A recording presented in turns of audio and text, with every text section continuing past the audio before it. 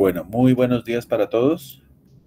Mucho gusto tenerlos acá y bienvenido al doctor Alejandro Casallas.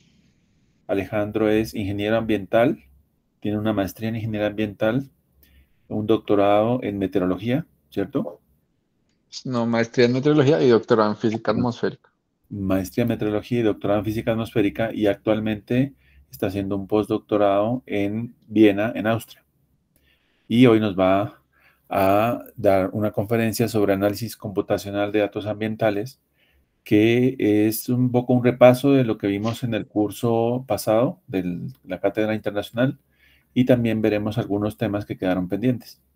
Entonces, Alejandro, bienvenido. Muchas gracias de nuevo por tu participación. Bueno, em, bueno, lo primero, bueno, tal vez quisiera empezar con lo siguiente. Les quiero mostrar algo. Bueno, digamos que aquí yo siempre tengo como un resumen de lo que es, digamos, de mí. Mm, Pues estoy en la Nacional Maestría en Meteorología y también hice una maestría en Ingeniería Ambiental en donde trabajé en Air Pollution. Y después me fui a Trieste, en Italia, al ICTP, es el Centro Internacional de Física Teórica, a estudiar física atmosférica. Y luego me moví a ISTA, que es donde estoy ahora, como un Marie Curie Fellow, eh, trabajando de nuevo en nubes, en Deep Convective Systems, o en sistemas de convectivos o tormentas. Pero además tuve suerte porque, digamos, me invitaron a ser guest scientist en el MPI de química en términos de calidad del aire. Entonces siempre he trabajado en estos dos temas. O bueno, no siempre, pero en los últimos años he trabajado en estos dos temas. Es por lo que, pues básicamente uno usa datos y más datos. Y digamos que para empezar, bueno, esto es un video, pero quería mostrarles esto. Entonces aquí, esto es una de las cosas que se puede hacer con lo que vamos a ver hoy. ¿Sí? Entonces, miren que este es Sudamérica, ¿sí?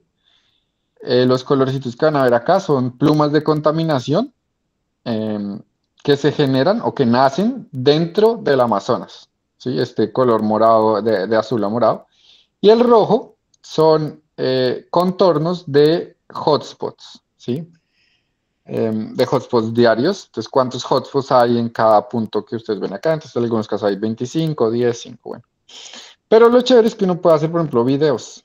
Entonces uno puede ver cómo así va evolucionando el material particulado, cómo se mueve, dónde sale, qué tanto sale, etcétera. Y quiero que vean, por ejemplo, que en muchos casos puede haber una pluma acá, ¿cierto? Que se crece y puede llegar hasta Paraguay, Argentina, bueno, Brasil, si bien lo hace aquí claramente. Pero también puede llegar a Uruguay, ¿cierto? Eh, Como en este caso, puede irse mucho más allá, también puede llegar un poco más hacia el norte. Bueno, entonces aquí les mostré dos meses de 2 años, si se dan cuenta, aquí está la fecha. Entonces, en agosto del 2020 y en agosto del 2021, si no estoy mal. Pero si hubieras cogido otro mes, como por ejemplo diciembre, esto es lo que hubiéramos visto unas plumas que casi siempre, o plumas de contaminación, ¿sí? Que casi siempre están aquí en Colombia porque salen del Caquetá. Entonces hay una pluma muy fuerte, o unos incendios muy fuertes por acá en Caquetá que contaminan a Colombia. Entonces, este es un ejemplo, pero hay otros. Entonces aquí lo primero que quiero hacer es mostrarles que hay muchas cosas que se pueden hacer. Entonces aquí les estoy mostrando digamos, la parte del noroeste de Sudamérica. Aquí están las montañas. Y esto que ven aquí son nubes. Entonces son complejos convectivos son complejos de nubes. Y cada color es una nube. Entonces, ¿qué hicimos nosotros? Seguimos estas nubes y les pusimos un número. ¿Sí? Entonces miramos dónde nacen. Entonces miren, así, miren por ejemplo esta. Dónde nace, cómo avanza, cómo va muriendo hasta que desaparece. Entonces por aquí pueden ver muchas más. En junio, julio, agosto también pueden ver unas que vienen por acá. Miren que está cómo se va moviendo hasta que muere, nace otra. Lo mismo pasa por acá. Cuando ven que hay como un freeze es porque no hay datos, porque todo esto viene de satélites. Entonces uno también puede hacer cosas como estas o cosas un poco más avanzadas o bonitas, como por ejemplo estas. Entonces aquí hagan de cuenta, esto es una caja, ¿sí? Hagan de cuenta una caja en donde llega radiación y la radiación genera nubes, ¿sí? Entonces, ¿qué pasaría si yo corro un modelo simplemente haciendo que la radiación y las nubes entren en equilibrio? Lo que van a ver aquí. Pero ¿qué pasa si yo solamente estoy interesado en aquellas nubes que son muy grandes, como por ejemplo estas que están acá, esta y esta que está acá atrás? Pues yo las puedo seleccionar, ¿sí? Y así se vería. Entonces, miren, esta es la simulación completa con las nubes así apareciendo por todo lado. Mientras que estas son las nubes seleccionadas, que son aquellas que logran tener un tamaño, digamos, bastante grande, ¿sí? Entonces es bastante interesante verlas. Miren cómo salen, cómo los movimientos verticales, cómo empiezan después a expandirse verticalmente cuando llegan a la zona más alta de la troposfera. Si ven por acá, ¿no? Entonces están esos yunques o anvils que llaman, ¿no? Y uno puede hacer muchísimas más cosas. Por ejemplo, em, lo mismo si yo quisiera una caja y en vez de seguir nubes, entonces yo quiero ver o seguir lugares secos, ¿sí? Entonces aquí estoy viendo vapor de agua, ¿sí? El vapor de agua en toda la atmósfera. Y me doy cuenta que aquí hay una zona que empieza a ser seca y yo quiero empezar a seguirla y entender por qué esa zona se está volviendo seca y por qué empieza como a agrandarse. Miren que empezó chiquita y ahora empieza a volverse más grande y cada vez es más seca, entonces el vapor de agua está disminuyendo y más seca y más seca y más seca y más grande, más grande, más grande. Y yo quiero tratar de entender por qué, pues entonces con lo que, digamos, al menos con las técnicas que les voy a enseñar hoy, ustedes pueden darse una idea de cómo o qué está pasando. ¿Qué más puede hacer? Uno puede tomar, por ejemplo, datos de radiación, de OLRs Outgoing Long Wave Radiation, que es radiación de onda larga que se va de la atmósfera. Y con esos datos uno puede, por ejemplo, filtrar ondas, ¿sí? Entonces la atmósfera tiene ondas y esas ondas son importantes porque transportan energía. Pero uno, por ejemplo, podría estudiar esas ondas. Entonces, por ejemplo, aquí, estos son lags, entonces estoy yendo del pasado, digamos, al presente. Y ustedes van a ver que aquí hay una anomalía negativa, entonces aquí hay nubes, ¿sí? Entonces esto es una onda o la cresta de una onda que se está moviendo y empieza a desplazarse hacia el oeste, ¿sí? Y cuando llegamos a cero, o bueno, puede parar acá, uno ve este fenómeno en donde hay una anomalía positiva, o sea, hay muchas nubes aquí al norte, hay muchas nubes aquí al sur, estamos viendo que es prácticamente una simetría con el ecuador y eso es una onda de Rossby, siempre que vean esta estructura simétrica, es una onda de Rossby ecuatorial, pero además tiene un tercer modo que está aquí. Entonces es un modo más amplio y largo, pero esta anomalía o esta simetría en las anomalías es lo que hace que sea una onda. Pero como les digo, todo esto se puede hacer con los datos, que la idea es que al menos entiendan cómo se bajan y qué se puede hacer con ellos hoy. Entonces, bueno, además de hacer bonitas animaciones, ¿no? Ahora, digamos que una de las cosas más importantes es que tengan em, conocimiento de dónde bajar los datos que les voy a mostrar. Entonces, estos son datos de ERA 5, ¿sí? Entonces, el SMWF, que es algo así como el IDEAM, pero para toda Europa, que queda en Reading, en Gran Bretaña, aunque ahora tiene una sede en Alemania, por lo que UK ya no es de la Unión Europea.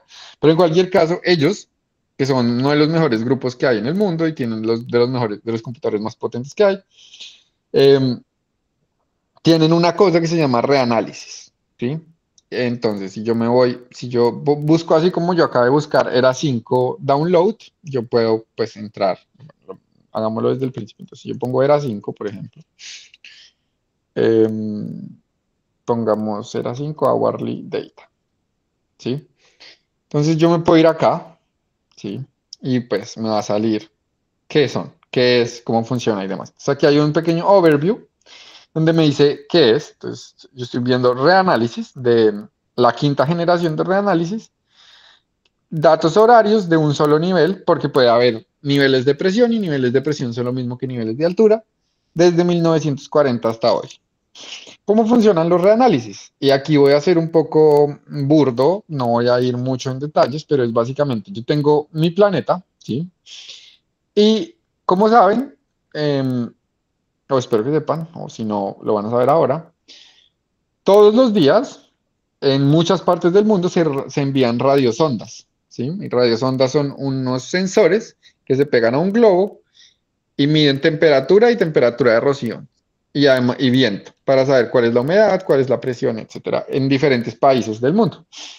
Y todos esos datos se suben internacionalmente para correr modelos meteorológicos y ver cómo van a estar las condiciones climáticas de hoy. De hecho, si yo me voy a Windy, no sé si alguna vez han visto Windy, espero que sí. Ustedes pueden ver aquí cómo, cuál es la predicción o el pronóstico del global de hoy, del SMWF. ¿Ven? Entonces, en muchas partes del mundo lanzan estos radiosondeos, se suben los datos y con esos datos se corren los modelos. ¿Qué hace ERA5? ERA5 coge esos datos, más datos en estaciones por aquí en Europa, en donde haya aquí en Sudamérica, en Norteamérica, en África, en todo el sitio donde haya datos que los estén subiendo al, digamos, al punto global y corren un modelo. Entonces cogen todos esos datos y luego corren un modelo, pero forzan o obligan al modelo a estar lo más cerca posible de los datos. ¿Listo? Entonces, si yo estoy aquí en Europa y el modelo me está diciendo que la temperatura va a ser 30, pero en ese día la medición fue 28, entonces tratan de forzar al modelo a irse hacia abajo, pero teniendo en cuenta cuál es el error de la medición. Entonces es algo así como un tira y afloja entre el modelo y las mediciones, por lo que al final los resultados son muy buenos. Claro, son muy buenos siempre y cuando haya estaciones que midan variables ahí, ¿sí? Ahora bien, o bueno, podemos ir despacito, pero esto, ¿sí? Entonces si yo veo aquí era hourly data y me voy a las variables. Entonces aquí puedo ver, hay las componentes del viento, ¿no? La componente zonal y la componente meridional del viento debería estar acá, la B, ¿sí? Pero pues ahí debería haber muchas más, ¿no?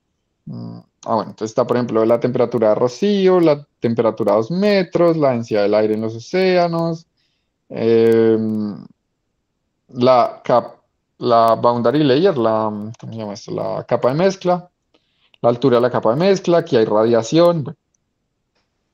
Y para bajar los datos yo me voy a download, ¿sí? Me quedo con reanálisis y aquí puedo escoger pues lo que yo quiera. Si yo quiero temperatura, entonces digamos que yo quiero temperatura a 2 metros, pero pues hay muchas más. Aquí puedo escoger qué años quiero, puedo escoger qué meses quiero, qué días quiero y a qué tiempo quiero, ¿sí? Yo puedo escogerlo todo, decir, no sé, yo puedo decirle, bueno, yo quiero un año, quiero un mes, quiero todos los días, quiero todas las horas.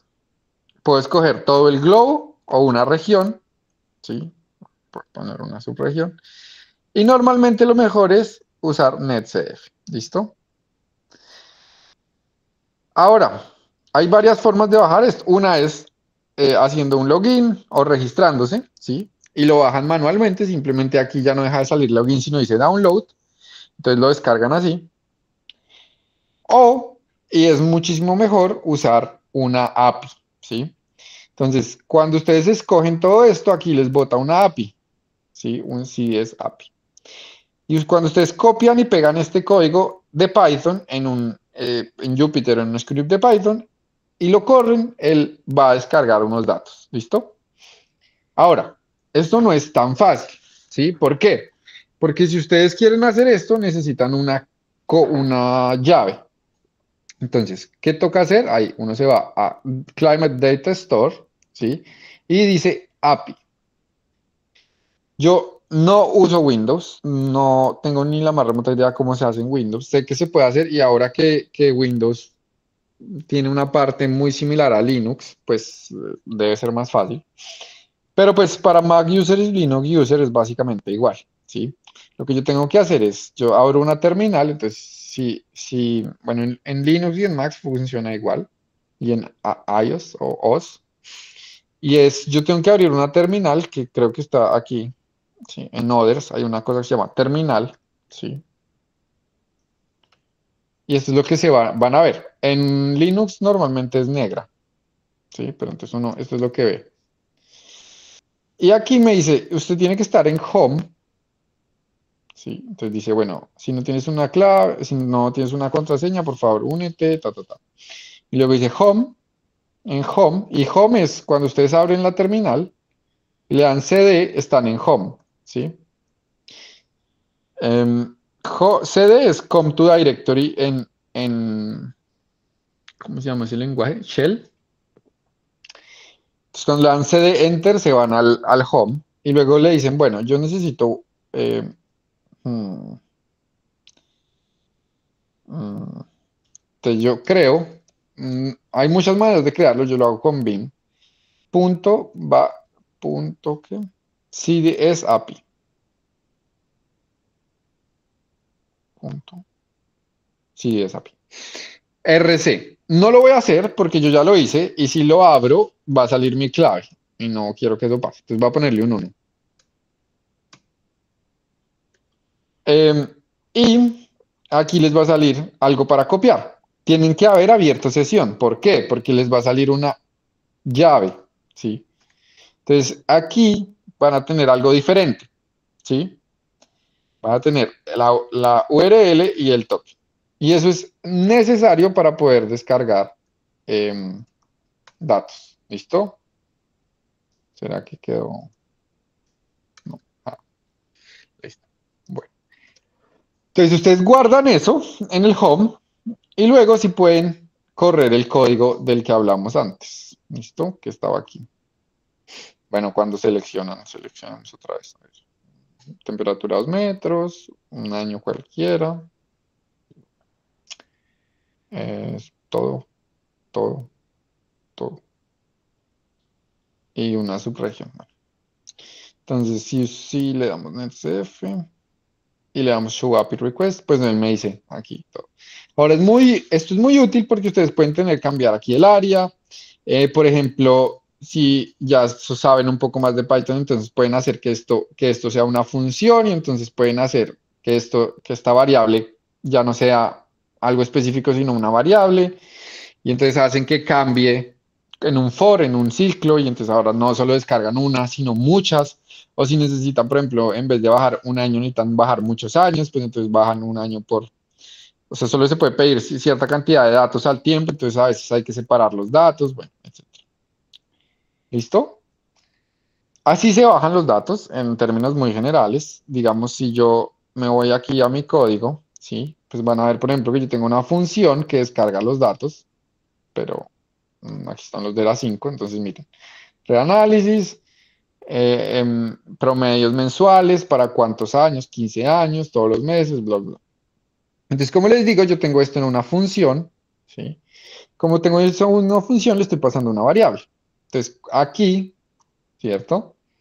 Yo le digo, quiero esta variable, pero yo podría poner aquí coma o cuantas variables yo quiera y como estoy metido en un ciclo, él va a descargar todos los datos. ¿Listo?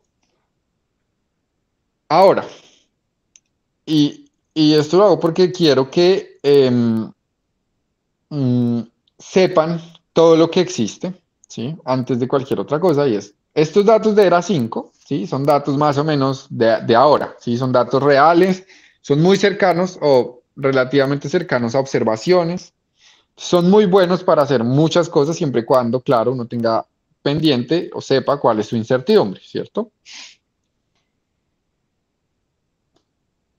Pero también existen otras cosas. Por ejemplo, no sé si han escuchado y me pueden decir, para que esto no se vuelva yo hablando solo, si han escuchado los datos del CIMIP, ¿sí? ¿Saben qué son? No sé si alguien quiere participar. ¿Cuáles son los datos?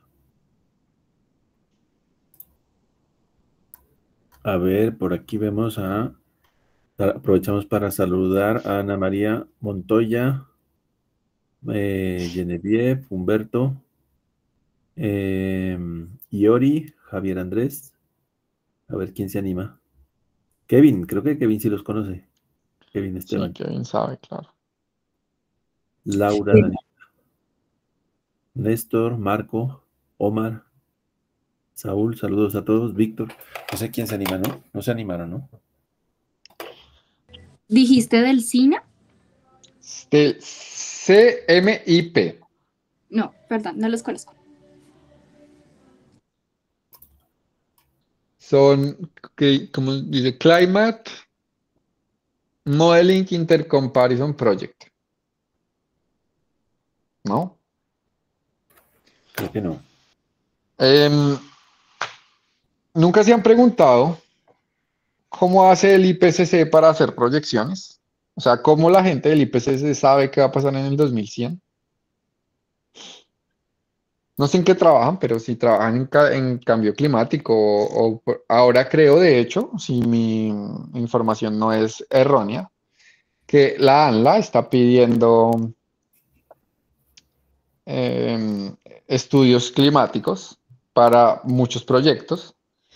Y eso implica que tienen que usar los datos climáticos, o sea, las proyecciones climáticas que se dan en el IPCC, ¿cierto? Que se usan en el IPCC.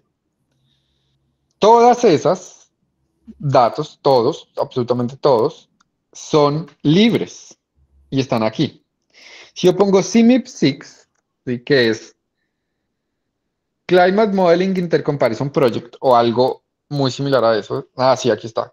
Coupled Model Intercomparison Project. ¿Sí? Y son los datos, de hecho, metamos, porque miren que ahí está el overview, está muy chévere. ¿Sí? Dice, son los datos que se usa en el IPCC, en el sexto IPCC. ¿Cierto? Entonces, ¿eso qué quiere decir? Que aquí están los datos de viento, temperatura, precipitación, humedad, todos los datos que ustedes quieran de cambio climático están aquí. Ahora, no sé si saben cómo funciona el IPCC, pero lo que ellos hacen, y de hecho esta figura está, bueno, no se puede ver casi, acerquémonos. Pero lo que ellos hacen es, ellos primero corren todos sus modelos, ¿cierto? Globales, desde 1850 hasta el 2000, creo que aquí es hasta el 2015, que es esto, ¿sí? ¿Por qué? Porque eso ayuda a tunear el modelo, ¿sí? A que los parámetros estén más o menos bien y sepan que se- que son, que están cercanos a las observaciones. Y después de 2015, que en ese momento era el presente, dicen, bueno, ahora dejemos que el modelo siga, ¿sí? Pero hagámoslo cambiando o aumentando la cantidad de CO2. Bueno, entonces aquí hay escenarios, ¿sí? Si han escuchado hablar de los escenarios de cambio climático, sí que el escenario SSP1 2.6, que el escenario 4.5, que el escenario 8.5, ¿sí? Esos son los que están acá, entonces uno mira qué tanto cambia la temperatura, porque me imagino que esto es la temperatura global, entonces qué tanto cambia la temperatura de acuerdo al escenario. Em, Entonces, aquí ustedes consiguen los datos históricos, ¿sí? Para poderlos comparar con los datos ya no históricos, sino, digamos, no la corrida histórica, sino con datos ya mucho más del 2100, ¿sí? De 2015 a 2100. Ahora, una pregunta, ¿alguien sabe por qué tanto aquí como aquí está este shade, ¿cómo se dice eso en español? Bueno, no sé, sí, shade, esta sombra. Este es como los valores cómo van a cambiar y esta sombra qué sería, ¿qué creen que es? ¿El error? Sí, sí, más o menos el error. ¿Y cómo crees que se calcula el error? La incertidumbre, La de pronto incertidumbre, con sí. algún Monte Carlo o algo así. Es la incertidumbre, sí, pero no con Monte Carlo, pero algo así. Es algo similar, de hecho es un principio muy similar. Lo que hace esta gente es, y me voy a ir aquí porque se los voy a mostrar, es, bueno, yo puedo coger datos mensuales, digamos que yo cojo esto, y digamos que yo cojo temperatura, ¿sí o qué? Ahora, me voy bueno, no importa, en superficie. Ahora me voy aquí, modelo. Y miren la cantidad de modelos que hay.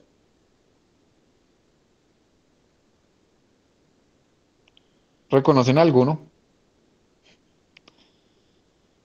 Bueno, este es francés, CNRM. El EPSL también es francés. Este es de Princeton. El noruego está por aquí. Noruego. Este es el del MPI. Debe estar el del SMWF también. Bueno, ¿qué es lo que hacen? Corren toda esta gente, ¿sí? Toda esta gente corre el modelo, ¿sí?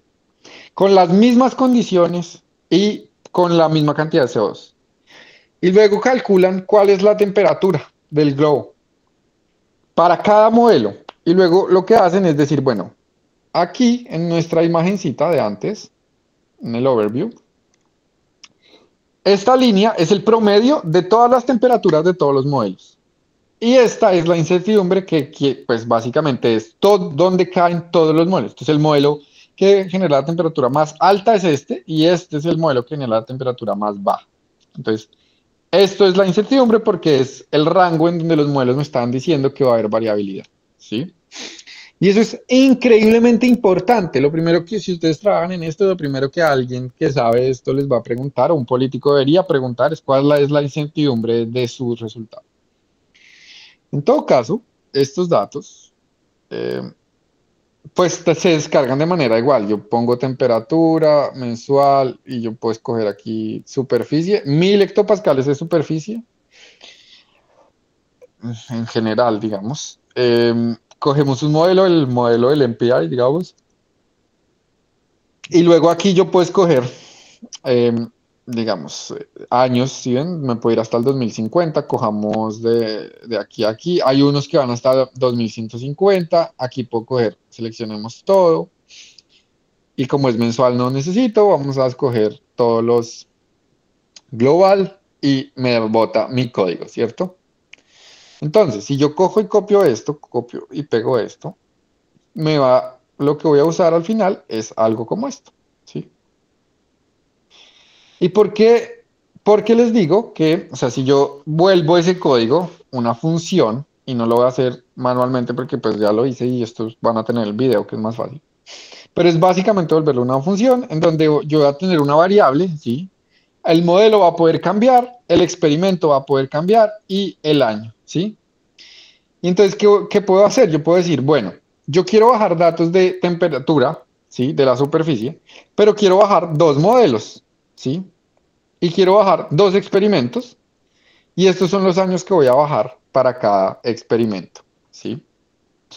Y entonces simplemente meto esto en un ciclo, y él va a descargar todos los datos de una. Entonces va a bajar unos datos primero, luego los otros, luego los otros, los otros, los otros, los otros, todos los datos.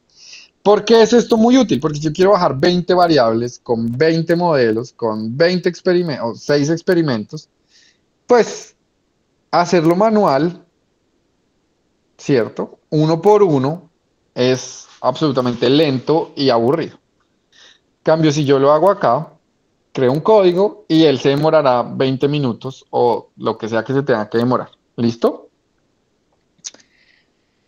Bueno, ahora, y antes de continuar, también esto, como pueden ver acá, dice climate, ¿sí ven? Entonces también hay uno de atmósfera, CDS Atmosphere, creo que es.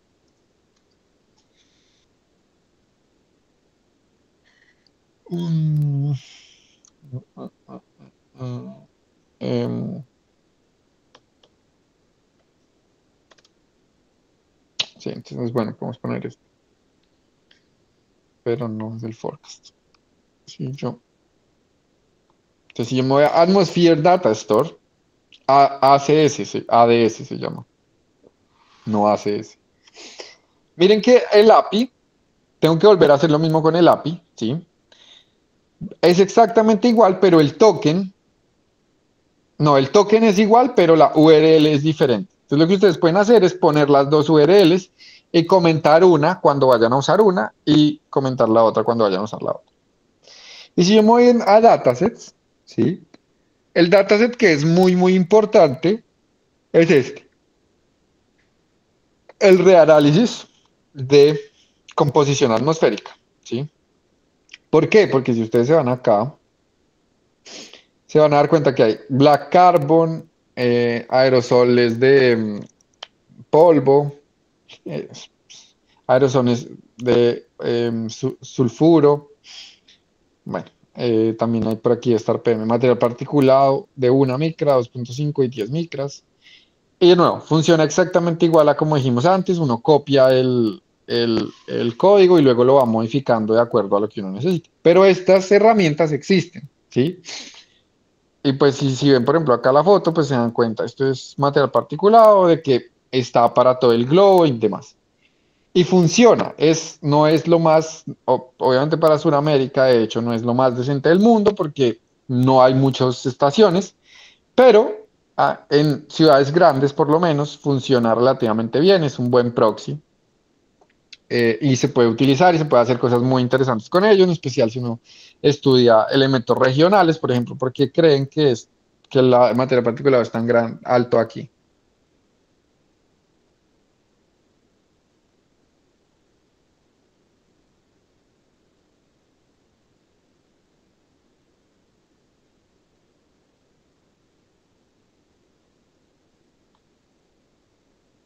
¿A alguien se ¿En le dónde ocurre? señalaste, Alejandro? Aquí en esta zona. Ah, quema de biomasa. Sí, exacto, eso es el Amazonas, ¿no? En la parte sur del Amazonas que tiene una cantidad descomunal de incendios. Entonces, si se dan cuenta, pues esto es algo regional que más o menos se sabe y que pues funciona relativamente bien. Bueno, entonces, uno puede bajar estos datos, yo digamos que ya los descargué, ¿cierto? Entonces no lo voy a hacer, más bien los voy a leer, sí, que es lo que me parece más interesante. Bueno, antes de entrar a Python, quiero decirles lo siguiente, y es que hay algo que se llama CDO. Si yo busco CDO en PI, es lo primero que me sale, ¿sí? Se llama Climate Data Operators, y es una herramienta supremamente útil. ¿Por qué? Porque uno puede coger estos datos que vienen en grilla, ¿no? De hecho, bueno, todos los datos vienen en una grilla, ¿sí? Global, y uno los puede operar y hacer operaciones muy simples con esta herramienta. Entonces, yo me voy, por ejemplo, supongamos que ustedes bajaron 20 años de datos, ¿sí? Con una resolución horaria para material particulado. Y ustedes quieren saber cuál es el promedio multianual mensual, ¿sí? Entonces, pues, eso se puede hacer en Python, claro. Pero si yo pongo aquí, no podría buscar multi-year monthly mean, digamos, ¿sí? Que es este. Entonces, hay un operador que se llama Y o Y mon min, ¿sí? Y digo, bueno, ¿y cómo funciona? Entonces, siempre funcionan igual. A ver, buscámoslo. Aquí, te voy a ver un ejemplo. Bueno, no importa. Podemos hacer Y, el mínimo, en vez del promedio. Entonces, funciona igual. Supongamos que ustedes tienen un archivo que se llama, como sea que se llame, de hecho lo podemos hacer. Más bien.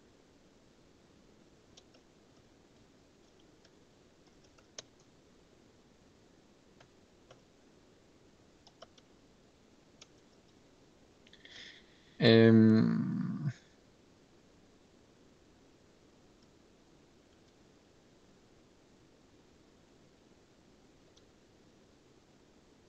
bueno. Mm. Entonces, por ejemplo, si yo quisiera material particulado, ¿sí? Entonces, yo tengo unos datos de CAMS de material particulado, ¿sí? ¿Qué son? Y aquí les voy a mostrar una herramienta bonita que es NCView, ¿sí? Entonces, uno le puede decir NCView y el archivo, ¿listo? Y le doy Enter. Están viendo una pantalla, esto, ¿sí? Un mapa, ¿sí? Sí. Entonces, miren que aquí me dice, estamos en el 1 de enero del 2019, ¿sí? Y yo le puedo decir, bueno, avanza. Y entonces miren que cada 3 horas me bota un nuevo dato, ¿sí? Y miren que el material particulado se empieza a mover, ¿sí? Uno puede, por ejemplo, aquí cambiarle los colores. Miren, aquí viene algo, tal vez es algo del Sahara, puede ser, no sé, pero bueno, viene contaminación de afuera, ¿sí? Que está entrando. Miren que hay contaminación aquí que se está produciendo. Es como Caquetá o algo así, o de pronto es Bogotá. Bueno, es difícil ahí saber con la resolución. Pero si uno se va más rápido, por ejemplo.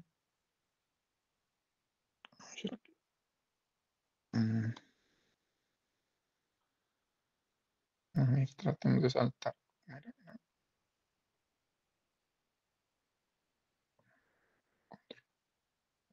Entonces miren, ahora estoy en agosto. Sí, también pueden verlo acá, agosto 22. Entonces miren que, por ejemplo, él muestra que en agosto hay muchísima contaminación acá, como bien dijo Néstor, por biomasa. Quema de biomasa por acá, ¿sí ven? Muchísima. Si hubiera estado en marzo, entonces hubiéramos visto muchísima quema de biomasa por aquí. ¿Cierto? Pero miren cómo es de uno, o sea, solamente esta herramienta me permite pues ver o visualizar en video cómo avanza el material particulado y cómo se evoluciona, qué hace, cómo se mueve, qué tanto. Miren que de hecho los incendios por acá casi que se quedan es por ahí, aunque en muchos casos o en algunos avanzan, no sé, desplazan hacia el sur y demás. Bueno, pero lo que quería, y no sé si esto se va a demorar, esperemos que no.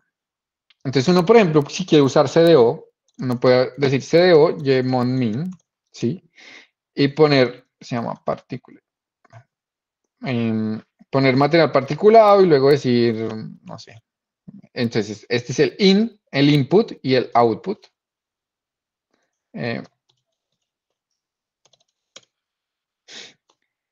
¿Sí? Entonces, ¿qué debería pasar? Deberíamos ver 12 valores, ¿no? ¿Cierto? Que es el promedio multianual mensual. Entonces yo lo abro, me voy acá, más grande, y ya sé que quedó bien porque miren que aquí me dice, este es el frame 1 de 12, ¿sí? Este es el promedio, de pronto uno lo puede, pongámoslo más, a ver, pongamos un color así como chévere. Entonces uno puede ver que este es el promedio en enero, ¿sí? Entonces en enero hay incendios por aquí, o bueno, hay contaminación por aquí, contaminación, no sé si alcanzará a ser, tal vez es Paraguay, por aquí en Chile, bueno, febrero, marzo, ¿ven? Entonces ahora la contaminación está más bien como por acá al norte, ¿cierto? Por donde queda Venezuela, abril, mayo, junio, julio, y miren que ya entonces empieza la contaminación aquí por aquí, por Brasil, en el Amazonas, ¿ven? De hecho, uno puede jugar con el rango. Bueno, esto está en creo que es kilogramos sobre metro o algo así. Siempre toca multiplicar por 10 a la 9. Pero bueno, no importa. Bueno, aquí. Entonces aquí estamos en diciembre otra vez, noviembre y octubre. ¿Ven? Entonces, esta herramienta, vieron que se demoró segundos, ¿cierto? Para hacer un promedio multianual mensual, y pues es un dataset bastante grande. Miren que aquí pues debe haber muchísimos píxeles, etcétera, y no se demora prácticamente nada. También uno puede, por ejemplo, si yo estoy interesado, voy a decir, aquí queda cualquier ciudad, no sé. Si yo le doy clic, entonces me muestra cómo es la contaminación ahí. Entonces miren que aquí, cuando llegamos aquí como a febrero, es gigante. Si yo le doy, ya no hay, sino por acá. Entonces ahí me bota otro pico y él me puede mostrar en diferentes puntos, digamos, cómo es la contaminación, ¿sí? Que hay que tener cuidado con estas, con la marca acá de qué es exactamente qué mes. Pero bueno, entonces el mensaje es que si bien les va a mostrar Python, ¿sí? Existe CDO y hay muchas cosas que se pueden hacer con CDO que son increíblemente sencillas y rápidas de hacer. Como se dieron cuenta, la nomenclatura, ¿sí? O el lenguaje es increíblemente sencillo. Es CDO, el operador, pues CDO, un operador, a qué archivo quiero que le haga esa operación y luego cuál es el output o cuál es el nombre del output. Ahora, si están interesados en eso,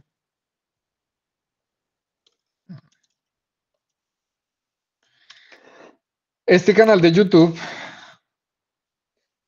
¿sí? Se centra en explicar cómo usar CDO, cómo usar NetCF y demás. Y también, de hecho, creo que aquí hay un video de cómo descargar datos.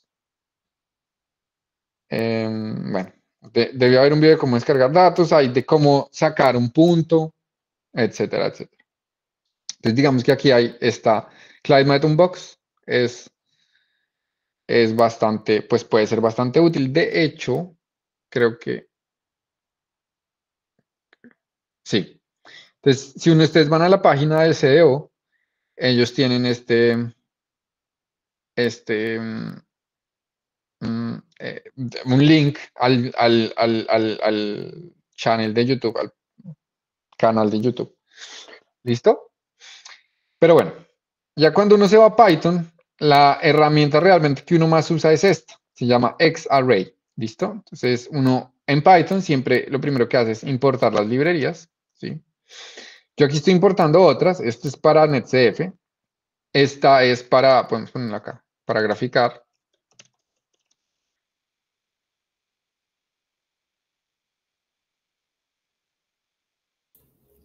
Creo que perdimos a Alejandro. Sí, se desconectó. Pero bueno, esperemos un par de minuticos a ver.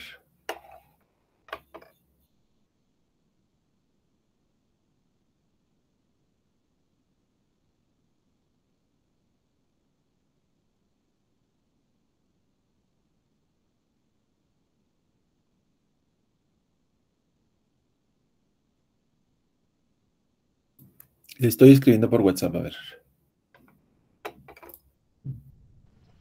Gracias, Oscar.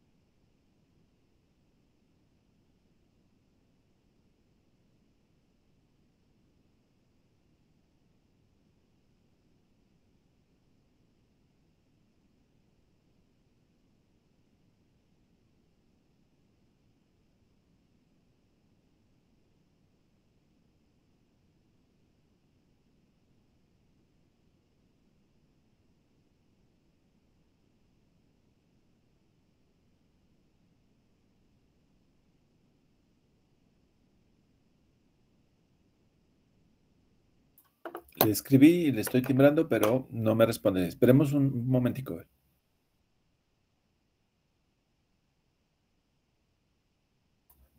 Hola, Alejandro. Nacional con su tiempo, ¿cómo es que lo sacan a uno porque está, ¿Ah, sí? ¿Te sacaron de la llamada? me sacó del mail, del correo, y al sacarme el correo me sacó de la llamada. Ve, no sabía que eso pasaba con el correo de la universidad. Me acabó de pasar, sí.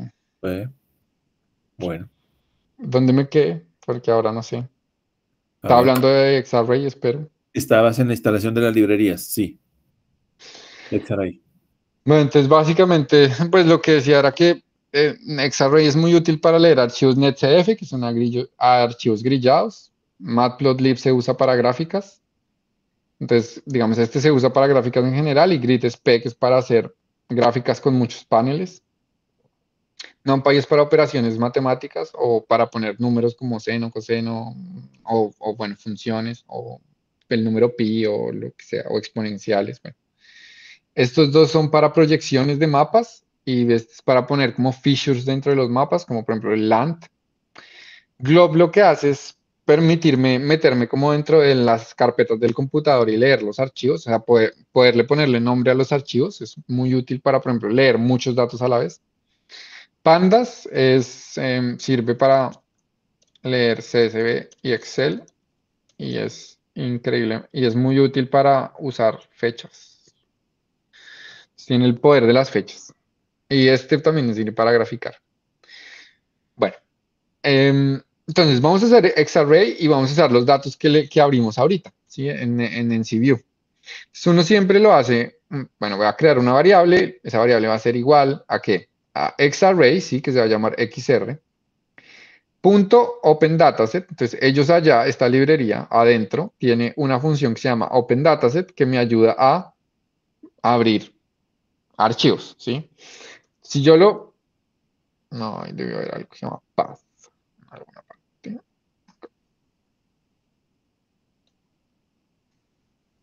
A ver. Ay. Bueno, entonces, ¿por qué salió un error? Porque no le había dicho que era path, ¿sí? El camino, entonces el camino es, este es el camino de mi computadora a los datos, ¿listo? Entonces, no sé cómo será el de ustedes, pero es, digamos, estoy en usuarios, me meto a mi usuario, documentos, una carpeta que se llama seminarios unal y luego datos de NetCF. Cuando yo pongo aquí, camino más material particulado, el nombre del archivo, ¿cierto? Este es el nombre de mi archivo, pues puedo leer lo que sea que tenga este archivo, ¿listo? Ahora, ¿qué tiene esta variable? Entonces, si yo le doy acá, ¿sí? 10 cams, ¿listo?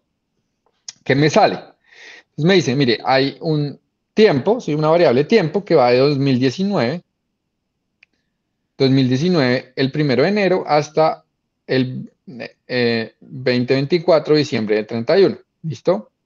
¿Qué más me dice? Me dice, mire, tiene 99 latitudes y 71 longitudes, ¿sí? Y aquí tengo las latitudes y aquí tengo las longitudes, ¿sí? Entonces uno aquí se puede hacer una idea de cuál es la separación de la grilla, ¿cierto? Sabes que esto viene cada 0.25 grados, que eso es muchísimo. No sé cuánto es, pero es como no sé, como 27 kilómetros o algo por el estilo, cuadrados, ¿no? Em, ¿Qué más se puede dar uno cuenta? Que esta grilla es regular, ¿sí? No, o sea, bueno, eso se ve más en la latitud, diría yo. Porque miren que el cambio aquí, la diferencia entre estos dos y estos dos es la misma. Pero puede ser que no. Sí, de hecho, puede ser que empiece a ser más grande, más chiquita, bueno, etcétera. Y eso se da porque pues el globo es una esfera, ¿no? Pero en todo caso, miren que tengo el tiempo, latitud, longitud y una variable, ¿sí?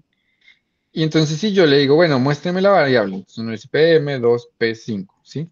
Punto PM2P5. Esta es una manera y la otra manera de hacerlo es entre corchetes, entre comillas, PM2P5. Entonces ahora me dice, bueno, usted tiene una variable con un montón de valores que tiene 17.536 tiempos, 99 latitudes, 71 longitudes, y pues tiene unos valores. Y yo le digo, bueno, ¿qué tal si usted me muestra el primer tiempo? Entonces yo le puedo decir, muestren el primer tiempo, cualquiera que este sea, que en este caso es el 1 de enero del 2019 a las 00, ¿sí? Entonces le digo, 0 es la posición 0 del tiempo. Luego aquí le tengo que decir, bueno, yo quiero ver todas las latitudes y todas las longitudes. Y le digo, plot, haga un plot. Y me bota el plot, ¿sí? Ahora, yo le podría decir, bueno, no me gusta en esas unidades porque está en kilogramos sobre metro. Entonces pasémoslo a microgramo. Lo multiplico por 1e a la 9. Y entonces aquí tengo mis valores normales. Pues le puedo decir muchas más cosas. Le puedo decir, yo quiero que mi mapa de calor no sea el que está ahora, sino sea, no sé, rojos, ¿sí? Entonces este le puedo decir que sea espectral. Espectral es bonito, pero creo que tocas en las redes. También le puedo decir, bueno, no me gusta que vaya de 0 a 60, sino que tenga a otros niveles. Y le puedo decir que vaya de, no sé, de 0 a 30. 31, cada 2. Pongo 31 porque Python siempre acaba uno antes del último. Entonces, si no puede hacer 32, va a dejar en 30. Si le dejo 30 va a ir a 28. Entonces aquí está 28, 30, ¿ven? Y entonces miren que aquí ya pues uno es muchísimo más bonito. Uno ve, por ejemplo, acá que hay contaminación por aquí, etcétera, ¿sí? Pero entonces uno podría decir, bueno, esto está muy interesante, pero supongamos que yo no quiero, que yo quiero ver ya no todos los datos, sino quiero ver PM, ¿cómo fue que le pusimos? PM25. Entonces pongámosle aquí mon, ¿sí? Entonces aquí le decimos mon. Entonces miren que yo puedo decirle, bueno, ahora grafique más bien enero, ¿sí? Ahora ya no quiero enero, sino quiero marzo, porque ya sé que hay contaminación aquí al norte, ¿sí ven? Y ahora quiero agosto. ¿Ven? En Python siempre empieza en 0, por eso es 7. Entonces ven que uno puede pues graficar de manera muy rápida, simple, sencilla, rápida, etcétera. ¿Listo? Claro, esto pues para presentarlo en un artículo tal vez no, se ve horroroso, pero digamos que para uno saber qué está viendo y demás es supremamente útil y rápido, simplemente con plot y ya aparece. Bueno, uno podría, no sé si se va a demorar mucho, esperemos que no, pero uno podría decirle, bueno, yo quiero ahora que grafique el promedio de todo el tiempo, o sea, que coja todos los tiempos, ¿sí? Y los grafique y los promedie. Entonces, ¿qué le tengo que decir? Yo le digo, a mi variable, sí, a mi archivo, perdón, en la variable PM2.5 calcule el promedio, ¿en qué dimensión? En la dimensión que se llama valid time. Entonces, ¿se acuerdan que cuando lo abrimos acá, hagámoslo otra vez, teníamos una dimensión que se llama valid time, ¿sí? Entonces, tiene que coincidir, ¿listo? Entonces, valid time, valid time. Y eso lo multiplicamos, lo dejamos en microgramo y le decimos gráfico.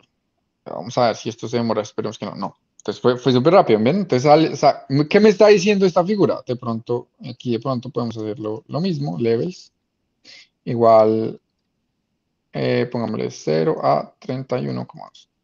Este coma 2 es que vaya cada 2, entonces 0, 2, 4, 6, 8.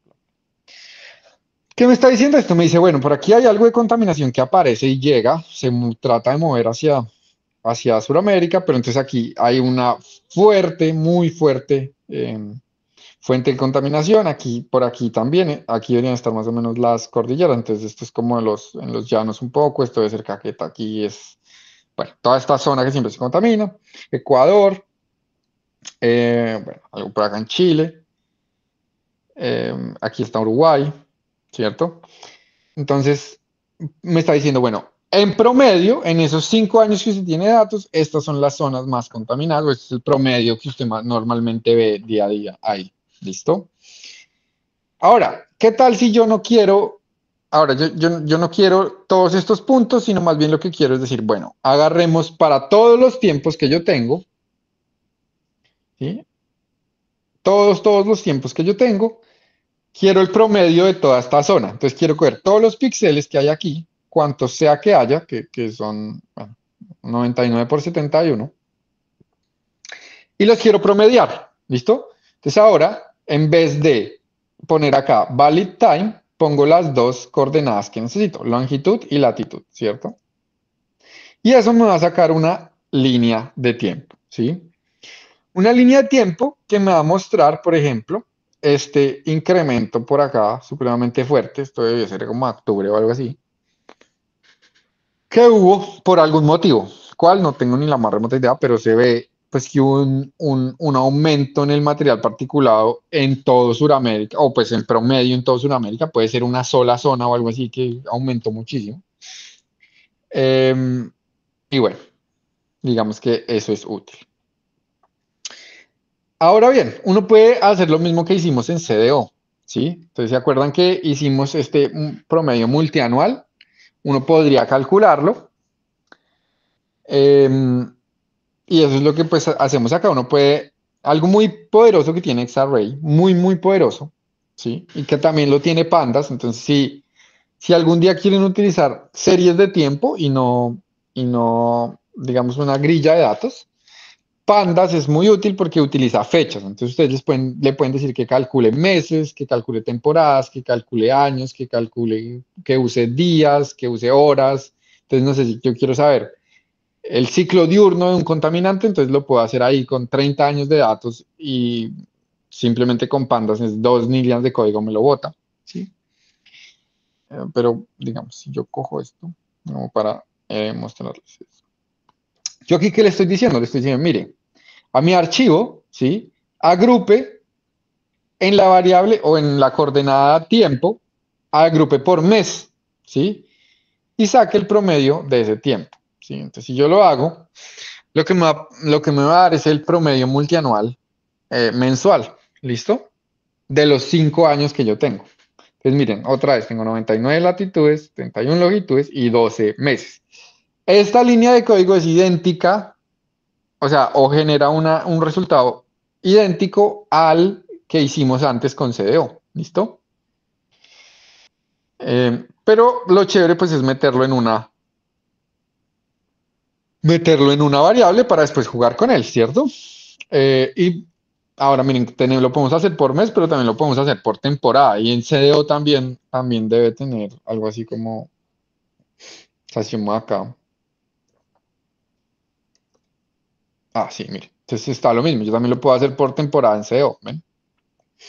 Entonces lo corremos, ¿sí? Y luego yo le digo, bueno, si yo quisiera correr, bueno, y las temporadas quedan en desorden. De hecho, eso se los puedo mostrar, que a mí ya me ha pasado varias veces que lo hago y queda mal. Entonces, miren, aquí me está diciendo, yo lo que esperaría claramente es tener 4 variables, ¿no? Porque es el promedio multianual estacional, ¿sí? Pero miren que si se van aquí a season, ¿sí? Miren el orden. El orden está, pues estas dos están cruzadas. Entonces yo siempre utilizo esta lineecita para dejarlas como debería ser. Entonces siempre, bueno, hay muchas otras formas para arreglar esto, pero digamos que esta es la más fácil. ¿Sí? Para que quede en orden. Entonces ahora, si yo quisiera plotear, por ejemplo, ahora yo les hago una pregunta. Si yo, este es mi promedio multianual estacional, ¿cierto? De PM. Si yo estoy ploteando el tiempo cero, ¿qué estoy ploteando? ¿Qué meses o qué temporada? Diciembre, enero y febrero. Exacto. Entonces aquí si yo lo corro, me está botando diciembre. Bueno, aquí decía, no, bueno. Pero si yo pongo, no sé, 3, entonces ahora es septiembre, octubre, noviembre. ¿Sí ven? Bueno. Pero como les digo, esto es horroroso, ¿cierto? O sea, uno no va a presentar esto, pues no en una conferencia ni nada por el estilo. Entonces, se los voy a mostrar antes de. Uno lo que hace normalmente es graficar, digamos, ya mucho más bonito. Entonces, ¿cómo se grafica más bonito? Primero, ¿qué es lo que uno ve cuando es una gráfica, digamos, mucho más decente? Es decir, bueno, yo quiero pintar mis mm, países, ¿sí? ¿Sí? Entonces aquí están mis países, mi tierra. También quiero pintar las fronteras. Entonces aquí está nuestra bella Colombia, por aquí está Ecuador, aquí está Perú, Bolivia, Venezuela, bueno, aquí está Paraguay, etcétera, ¿sí? Y luego pintamos encima el material particulado y le ponemos em, em, unidades y demás. Mm, Hay varios puntos aquí. Voy a empezar por lo más fácil y es que si se dan cuenta que esto está elevado, entonces no sé cuántos de ustedes han usado LaTeX, ¿no? Pero en LaTeX uno puede usar comandos como estos para poner, por ejemplo, que algo sea, pues miren cómo estaba PM2.5, ¿sí? Y miren cómo va a salir ahora, como subíndice, ¿ven? Entonces en LaTeX uno puede decirle subíndice así y le puede decir superíndice así, ¿ven? Entonces uno puede poner pues cosas así bonitas en las figuras. Pero ¿cómo se hace esto? Como esto va a quedar grabado, tal vez es mejor que vaya rápido, pero es básicamente Bueno, hay muchas maneras de hacerlo, pero uno siempre tiene que hacer una imagen, vamos a llamarla mesh, en donde voy a hacer un contorno. ¿Sí? Entonces, contour F es un contorno. Y los contornos, pues yo tengo que decirle, yo quiero este grafique una cosa en X, que va a ser longitud, ¿cierto? Entonces, mi seasonal min, ¿cierto? Donde guardamos nuestras temporadas, punto longitud, ¿sí? Para que él sepa qué va a hacer en X. Luego seasonal min latitud, para saber qué va a hacer en Y. Y luego, ¿qué quiero pintar? ¿Listo? Ahora lo tengo en un for, lo que quiere decir que esto va a ser 0, 1, 2, 3, entonces va a pintar diciembre, enero, febrero, marzo, abril, mayo, bla, bla, bla. Entonces quiero pintar mis datos de estacionales, punto PM2.5, cada uno de los meses, lo multiplico por el valor que ya sabemos, y esto de acá es lo importante, es muy, muy importante, la proyección. Esta es la proyección que normalmente nosotros usamos. Hay muchas otras. Si ustedes se van a la página de CCR Cartopy, si buscan Cartopy CCRS, van a ver muchas, muchas proyecciones. Los niveles son, pues, los valores que ustedes quieren que aparezcan en la gráfica. Por ejemplo, aquí de pronto, no sé, pongamos 50 en vez de esto y cada 5. Y le digo que extienda máximo, máximo, porque hay valores por fuera de 100, que son muy altos. De hecho, si yo hago esto, miren que ahora hay mucho que está supremamente saturado, ¿ven? Porque ahora lo bajé a 50. Bueno, ahora uno puede poner coastlines, pero aquí add features, bueno, uno puede ponerle coastlines, que es simplemente coastlines, pero también puede decirle, bueno, yo quiero ver las fronteras. Entonces uno dice add feature, cfeature.borders. Puedo jugar con el tamaño de la línea, etcétera. Y si quiero poner meridianos y paralelos, lo que tengo que hacer es usar esta línea que está acá. ¿Listo? Le puedo decir qué color quiero, qué tan alfa es qué tan transparente quiero que sea. Y aquí, aquí hay un truco importante para cuando vayan a usar esto para publicar. Si ustedes ponen alfa, ¿sí? Si bien yo no lo estoy haciendo aquí, pero uno puede, o sea, no lo voy a hacer, pero uno le puede decir que guarde la figura como, no sé, nombre.jpg, ¿sí? Normalmente en los papers uno usa PDF, ¿sí? Pero si ustedes usan alfa, el alfa no se ve en PDF. Es como si no lo que os pusieran, ¿listo? Entonces, si usan alfa, o sea, si quieren hacer algo más, porque aquí voy a hacer más transparentes las meridianos y paralelos. Pero si, por ejemplo, lo hacen para figuras o cosas que estén dentro de las gráficas, pues es una peste porque si usan PDF no va a funcionar, ¿listo? Otro truco es que le pueden poner DPI. Eso no le puede decir a esto que tenga una DPI normalmente de 300 y también no le puede decir, por ejemplo, que este es otro truco así como, se los digo solo por si acaso para que quede ahí. Y es que uno les dice,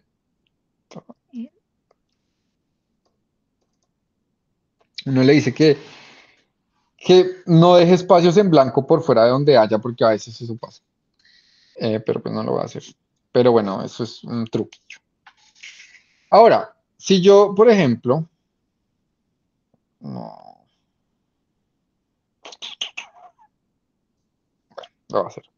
Miren, si yo quité algo, ¿cierto? Y lo corrí, miren lo que pasa. Si ven que ahora salen meridianos y paralelos en todo lado con todos los nombres y todo. Entonces, a mí eso no me gusta. Entonces, yo lo que digo es, bueno, en la posición 1, y esto hay mejores formas de hacerlo. Esto está muy chambón, pero bueno, no importa. Yo le digo, en la posición 1, yo solamente quiero que estén los nombres a la izquierda. ¿Sí? En la posición 0, perdón. En la posición 1, quiero que los nombres solo estén a la derecha. En la posición 2 quiero que estén arriba. Ah, no. Quiero que quite de arriba, entonces quiero que estén los de abajo y los de la izquierda. Y en la última quiero que estén los de abajo y los de la derecha, ¿sí? Entonces miren que así queda muchísimo más bonito. Es simplemente poner esto acá, decirle gl.writeLabels false. Y esto es decirle qué tamaño de... Como siempre, no es mejor mostrarlo, ¿no? 20. Entonces, ¿qué tamaño de letra quiere uno en las, sí, bueno, en meridianos paralelos y más? para que sus revisores no les digan que ya están viejos y no se ve. Que, de hecho, yo muchas veces no veo nada. Entonces, bueno. Pero así es como más o menos uno se hace, lo hace más bonito. Otra cosa chévere es que uno puede poner una sola barra de color en vez de ponerle una a cada una, uno puede dejar una para todo. Pero si hacen eso de una para todo, es supremamente importante que pongan los niveles, ¿no? Porque si no, entonces queda algo totalmente, puede tener un color o una degrade de color que no tiene nada que ver con la barra. Eh, Ahora, esto es una 4x4 y uno puede crear, por ejemplo, grillas acá. Entonces, por ejemplo, la grilla es 2x2, ¿sí? Y el tamaño de la figura es 7x9. Entonces, 7 es horizontal y este es vertical. Pero uno puede hacer cosas mucho más grandes, ¿no? Como por ejemplo, decirle, bueno, yo quiero cada mes, ¿sí? Ahora quiero que grafique cada mes, ¿sí? Entonces, aquí están todos los meses para pues todo, ¿sí? Y de nuevo, miren que aquí, de hecho, esto es muchísimo más bonito. Le dije dónde quitar y dónde poner usando el módulo, dónde quitar y dónde poner los meridianos y los paralelos. Otra cosa que uno podría hacer, de hecho, hagámoslo, ¿por qué no? Es decirle, yo quiero, por ejemplo, el océano, ocean. A ver si me lo...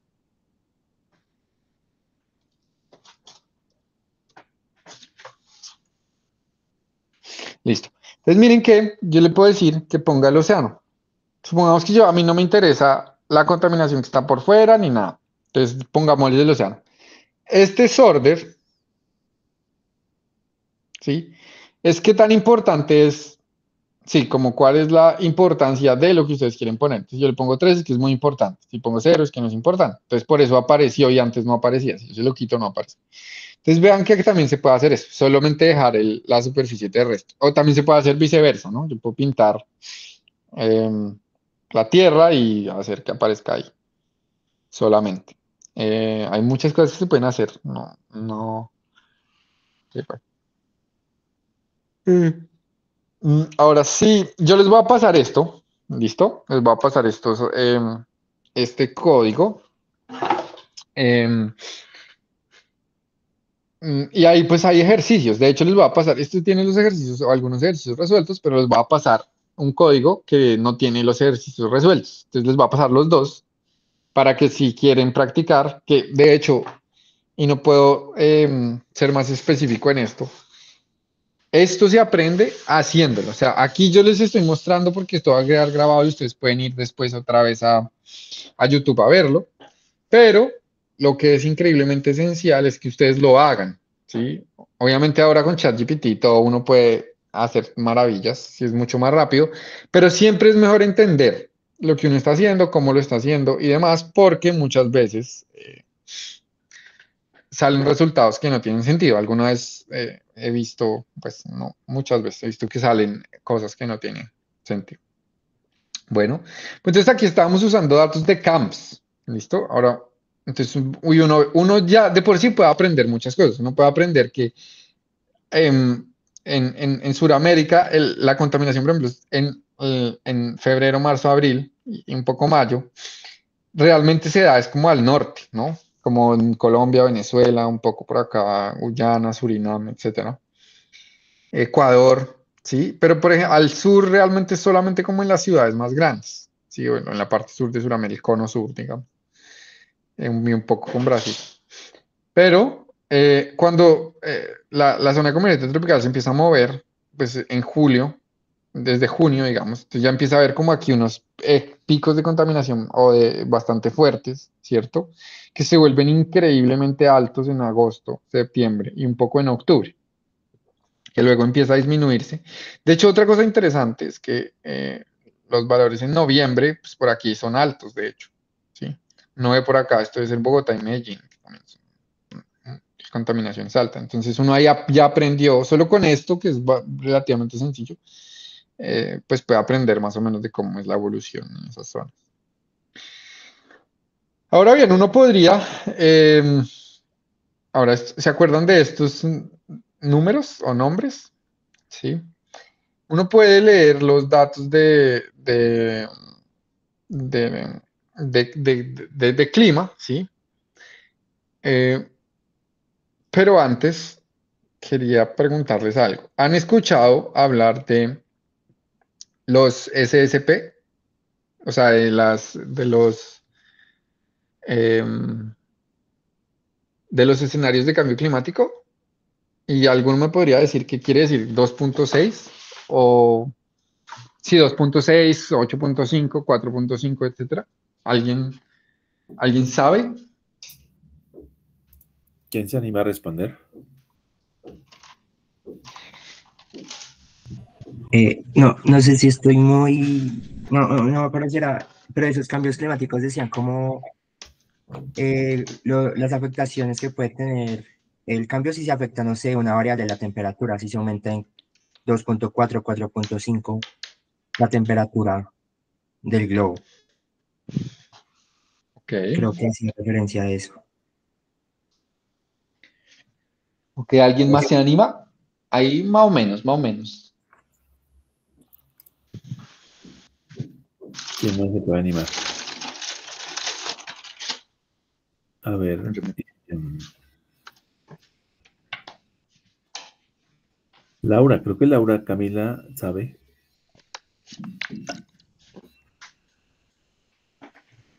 No, tal vez no se anima a responder.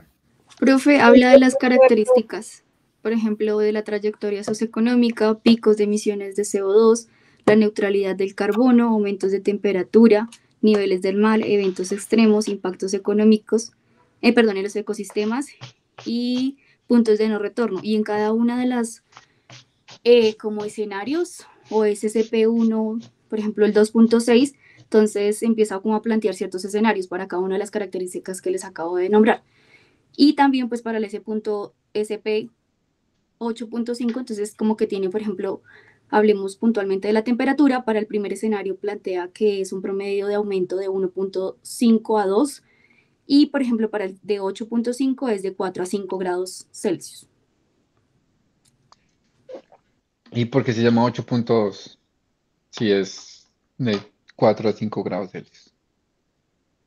Creo que se Bueno, relaciona más hasta con la radiación. Sí, ¿por qué? Es como que aumenta la radiación. Es que, bueno, no recuerdo muy bien, pero sé que no es como la temperatura, sino la radiación, lo que nos está diciendo ahí.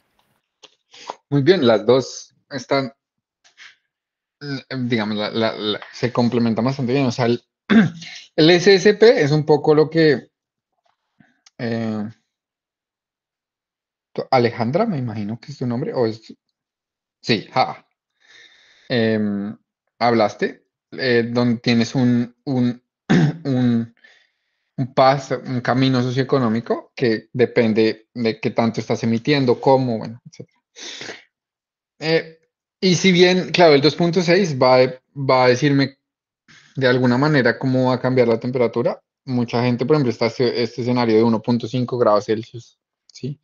Pero el 2.6, y esto es muy importante, es realmente qué tanta energía extra se va a quedar en la atmósfera, ¿sí?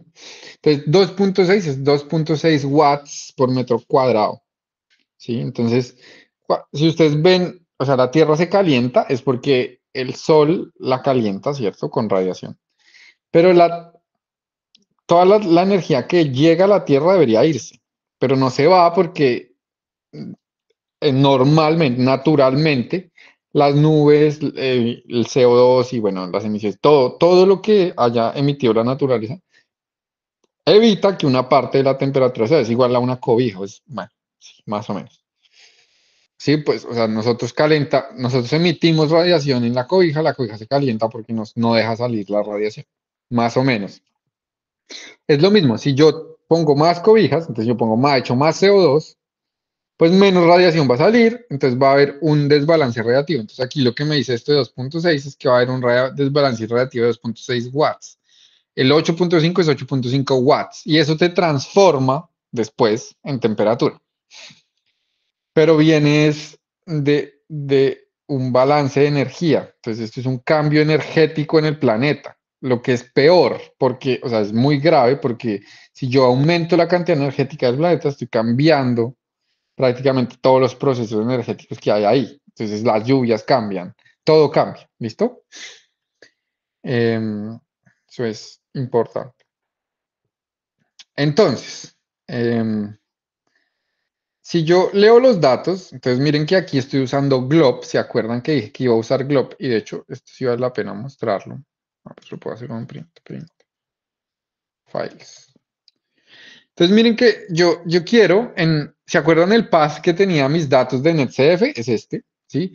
Y yo quiero que me diga, bueno, todos los datos que empiezan con la palabra TAS, entonces TAS y todo lo que haya después, o sea, todos los datos que empiecen con esa palabra, muéstremelos. Todos los archivos. Bueno, entonces miren, aquí hay uno, ¿sí? Entonces se llama Tasamon y este es el modelo, este es el experimento.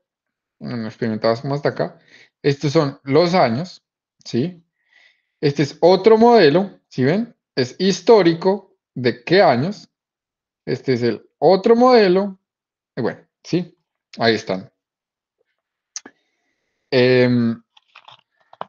Entonces, si ven que Glob es muy útil porque se puede meter a una carpeta y puede leerlos todos. Y luego aquí puedo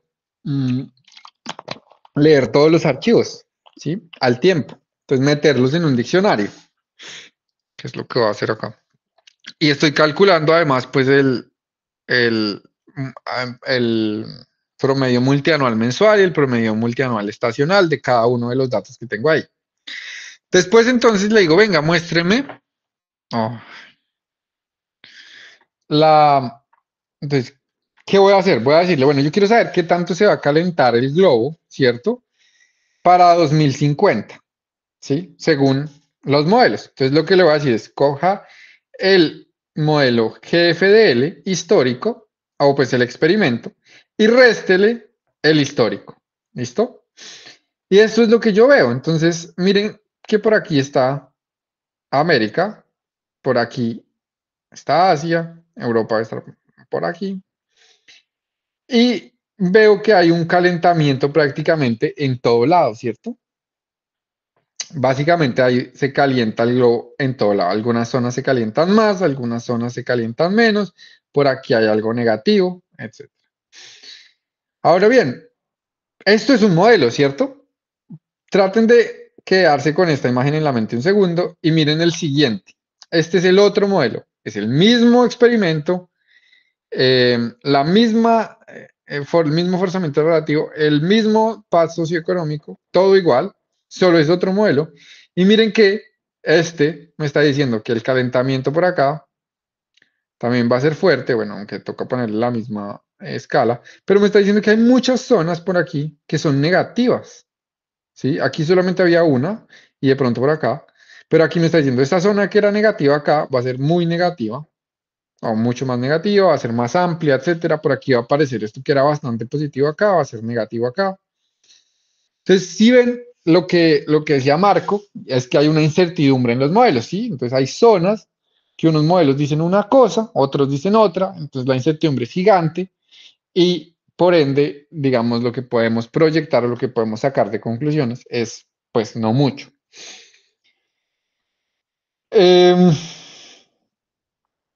Bueno, aquí lo que quiero hacer, lo que estoy haciendo es, en vez de sacar el promedio completo de todos los datos, ¿sí? Lo voy a hacer por mes, ¿listo? Entonces lo hacemos como estaba antes. Y miren esto tan interesante, por ejemplo. Uno puede ver cómo avanza la temperatura, ¿sí? Eh, cómo va a ser ese cambio en la temperatura en cada zona del mundo para cada mes del año, ¿listo? Entonces, miren que, por ejemplo, este es el modelo de Princeton, ¿sí? Me está diciendo que prácticamente el hemisferio norte se va a calentar más, ¿sí? O sea, en general parece que se va a calentar más, ¿sí ven? Pero, por ejemplo, hay zonas donde se va a enfriar. Entonces, por aquí, por Rusia, se va a enfriar, ¿sí? En muchos meses se va a hacer aún más frío. Pero, por ejemplo, aquí en septiembre también va a ser más frío en Canadá y en Estados Unidos. En nuestro caso, si ven Colombia, por ejemplo, más o menos va a subir la temperatura todo el año unos 2 o 3 grados, o un grado o 2 grados, ¿listo? Pero este es el escenario más optimista. Si yo me voy a la temporada, ¿cierto? Por temporada, entonces también uno ve prácticamente que Colombia pues va a subir 1 o 2 grados, no mucho, pero hay otras zonas en donde aquí, por ejemplo, va a ser bastante negativo, aquí va a ser mucho más alta, lo mismo con Estados Unidos. ¿Ven? Entonces, si alguno trabaja en cambio climático, tiene que hacer cosas por el estilo. Estos son los datos que tiene que tomar y estos, pues así es como se ve. ¿Listo? Ahora, lo hice aquí en temperatura, pero si me voy a la presentación que tenemos acá, uno puede hacerlo para muchos elementos importantes, como por ejemplo la precipitación. Entonces quería mostrarles acá un ejemplo. Les voy a mostrar varios ejemplos de esto, o de elementos importantes que la gente está estudiando en cambio climático, de que no se conoce mucho. Y es, por ejemplo, el hecho de que va a haber lluvias más extremas. ¿Listo? Entonces, miren que por aquí en Colombia tal vez no tenemos un problema tan grave de temperatura, pero las lluvias extremas se van a volver mucho más probables. ¿Sí? Entonces, miren que, por ejemplo, aquí o aquí en África va a pasar más y aquí se van a volver más improbables. ¿Sí? O sea que esas lluvias se van a dar mucho menos, que tampoco es la idea. ¿Sí? La zona de convergencia tropical va a ser mucho más fuerte, esta zona se va a volver mucho más seca. Y de hecho, si yo me voy acá, si este es el histórico normal, y este es el peor escenario, el más catastrófico, pues vemos que prácticamente todo el trópico se vuelve mucho, mucho, mucho más lluvioso, ¿sí ven? Y eso es increíblemente grave. Voy a dejar esto así y les voy a preguntar, además de precipitación extrema, ¿qué más creen? De hecho, que ya está pasando, que puede haber de impacto por el cambio climático y que los datos que estamos usando nos pueden ayudar a entender cómo o qué tanto. ¿Quién se anima a responder? De hecho, hay uno que está matando, que mató gente en este verano, en España. Esos fueron... Las olas de calor. Muy bien, sí.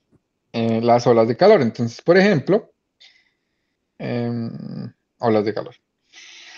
Entonces, alguna vez fui a una conferencia y entonces el conferencista decía que el clima era como un atleta dopado, porque cada año está rompiendo récords. O sea, un atleta, un récord mundial se rompe para un atleta cada, no sé, 10 o 20 años. Pero en cambio, el planeta cada año está rompiendo su máximo. Cada año. Entonces, parece un atleta dopado y es lo que está pasando. Cuando vamos a ver olas de calor, cada año vemos que en España estaban a 45 grados, que México llegó a 40 grados, que de hecho creo que Bogotá estuvo el año pasado supremamente caliente, por ejemplo. Bueno, etcétera. Pero aquí hay algo importante y es que la gente en general mide las olas de... ¿Alguno sabe cómo se mide una hora de calor? Si hay o no hay una hora de calor. Bueno, hay muchas formas de medirlo, pero ¿qué componentes tiene que tener? Eso es como con el promedio de 3 días, ¿no? O algunos días. Sí, entonces, bueno, entonces la primera cosa es que tiene que haber una temperatura muy alta y la segunda es que tiene que ser por algún tiempo, ¿cierto? Entonces, supongamos lo que más se usa es 3 días, ¿sí? Em, pero, mm, no sé si alguno no es de Bogotá, ¿sí? Si uno llega a, ¿dónde será más feo el calor? ¿En 25, 30 grados en Bogotá o 30 grados en Manaos? Creo que en ¿Dónde Bogotá. creen que uno sufre más? De pronto en Bogotá. ¿En Bogotá? ¿Será? Bueno, es que Bogotá de pronto no es el mejor ejemplo, por lo que estamos tan altos, pero un sitio más, entre más húmedo el sitio es peor, ¿no? Porque es más difícil, o sea, ¿cómo un ser humano Por la se, sensación térmica, creo que se llama. sí, y es porque un ser humano se nivela térmicamente sudando, ¿cierto? entre más agua haya en el ambiente, es más difícil sudar. Entonces es más difícil nivelar la temperatura. Entonces las olas de calor, una de las cosas que hacen en las olas de calor, como bien dijo Luis Carlos, es con temperatura, pero la mejor es con la temperatura del bulbo seco, del bulbo húmedo, que es básicamente una temperatura con humedad, ¿sí? Entonces, por ejemplo, miren que si yo tengo una humedad relativa de 40, ¿sí? Em, yo puedo llegar a 36 grados y me dicen que tenga cuidado, ¿sí? Pues mucho cuidado, pero que tenga cuidado en 36 grados. Pero si tengo, o sea, básicamente 36 grados con una humedad relativa de 90, básicamente me estoy muriendo, ¿sí? Entonces miren que si yo, por ejemplo, aquí, no sé, 54, o sea, aquí, si tengo una humedad relativa de 90 a 33 grados, ya es supremamente peligroso, ¿sí? En cambio, con 40 no es tan peligroso, ¿ven? Entonces, la humedad también es muy importante y lo mismo, uno necesita unos días, etcétera. Hay muchos estudios de esto, de hecho, si yo me voy acá, em, esta es un mapa más o menos de donde hay impactos severos por olas de calor, ¿sí? Entonces África y Sudamérica están jodidos, ¿no? India. Lo que pasa con los hindús, ¿sí? Es que si bien ellos tienen olas de calor muy, muy altas, como siempre han vivido ahí, soportan muy bien el calor. Y eso pues lo hacen así con reanálisis y demás, pero miren que también hay muchísimos datos, ¿no? Todos estos punticos son datos, datos reales en estaciones. Que pueden ver que es un poco triste de esta imagen.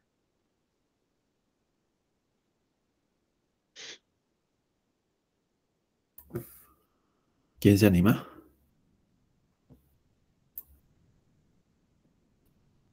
Uy, hay algo triste en esta imagen.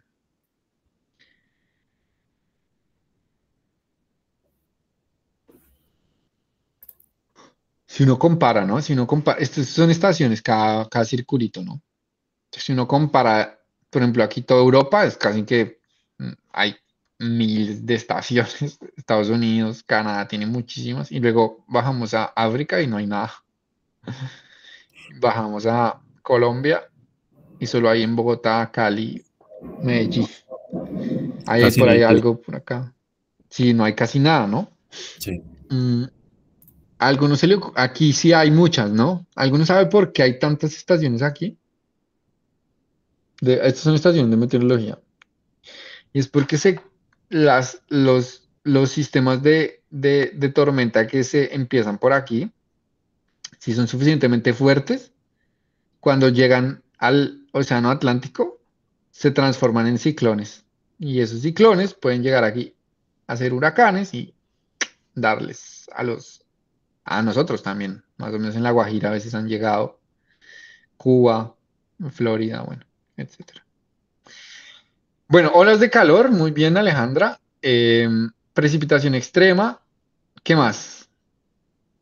Hay uno muy grave, que no es muy fácil de pensar, pero que es muy grave y que de hecho nos va a afectar a mucho en unos años, seguramente. Bueno, incendios forestales, obviamente, ¿no? Pero hay uno difícil de saber y es el siguiente. Las enfermedades que vienen de los vectores, ¿no? De los mosquitos. Los mosquitos son una de las principales causas de muerte de ser humano en el mundo. ¿Y alguno sabe cómo nace un mosquito? ¿O qué condiciones necesita un mosquito? Por ejemplo, el de la malaria o el dengue para, para vivir o para nacer, para reproducirse mucho o poco. Creo que es temperatura y agua estancada, ¿no? Sí, exacto. Entonces necesita que haya lluvia y necesita que haya una temperatura más o menos caliente, ¿no? Entonces, imagínense que se empieza a calentar el planeta, ¿sí? Y zonas donde hay dengue, ¿cierto? Una cosa que tienen esas zonas es que la gente que vive ahí está un poco adaptada a protegerse del dengue, ¿cierto? Ahora imagínense que se empieza a calentar el planeta. Lo primero que va a pasar es que las zonas más altas, que nunca han tenido dengue, o el mosquito del dengue, que es el Anófeles, creo, van a empezar a tener esos mosquitos, o sea, esos mosquitos van a ser capaces de llegar ahí. Entonces, ¿se imaginan el colapso, o no el colapso, pero tal vez el problema de salud pública que puede haber si la cantidad de mosquitos se duplica o triplica del dengue en zonas en donde nunca ha habido? Y es de hecho, este paper que hicimos hace un tiempo muestra esos escenarios y dónde va a haber más o menos. Y la conclusión es de hecho que las zonas que más peligro tienen son aquellas zonas que son más altas, porque nunca ha habido este tipo de elementos. Sí, bueno, de mosquitos que pueden generar pues un daño así enorme para poblaciones que no estén adaptadas. Bueno, otra cosa que quiero y les quiero, no sé cuántos somos acá, bueno, somos 13, pero a todos los que estamos acá em, me gustaría que pensaran y si, especialmente si están trabajando en, en cosas de ambiente. Y es algo que es básicamente que para mí por lo menos es el futuro un poco, ¿sí? De lo que tiene que ver con riesgo, amenaza y demás. Y es eventos compuestos y los datos de ERA 5, los datos del CIMIP, esos datos son perfectos para trabajar esto, porque permiten ver la evolución de los eventos.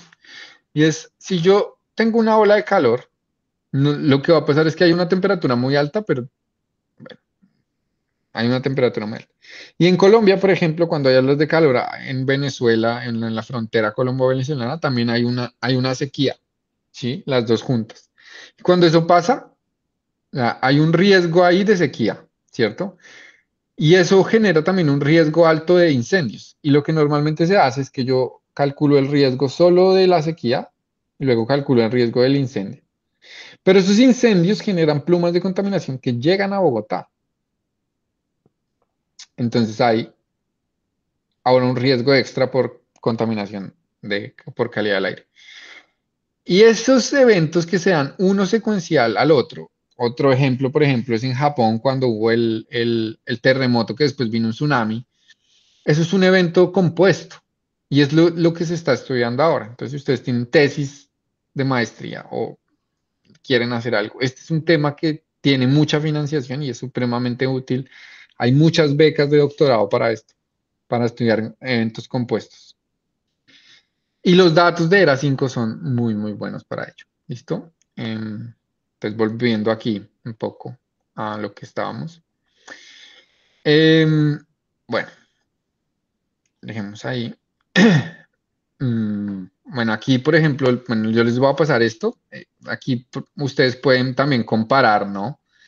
Los datos de reanálisis, a ver qué tan buenos, qué tan cercanos son a las estaciones de monitoreo que hay. Entonces, por ejemplo, aquí yo estoy leyendo los datos de CAMS, de PM2.5, y quiero ver qué tan similares son, por ejemplo, con los datos de la red de monitoreo de calidad del aire. Entonces, ustedes pueden aquí, con esta línea que ven acá, pueden extraer un punto. Entonces yo tengo todos mis datos, ¿cierto? Yo le digo, bueno, yo quiero que usted me dé el punto que queda en esta latitud y esta longitud, que es esta, que si no estoy mal es donde queda el aeropuerto de Bogotá.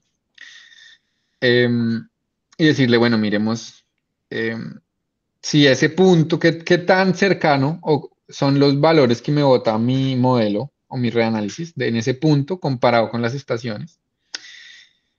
Y bueno, a ver, eso debe haber una figura acá. Bueno, eso. Entonces aquí hay una figura que me dice, yo calculé muchos errores y me está diciendo, mire, por ejemplo, el root mean square error es solamente del 9 microgramos por metro cúbico. Me dice que el RO, que es la correlación, es más o menos 0.6, que el mean bias es de 6, que el IVA es de 0.6, que el factor of two es bastante bueno, que le pegamos al 50% de las alarmas, pero hay unas falsas alarmas ahí como el 60%, que el normalized mean bias alcanza a ser del 40%, o sea, es bueno, pero no es increíblemente bueno. Sí, o sea, es más o menos decente, al menos para estudiar y hacerse una idea de lo que está pasando, funciona.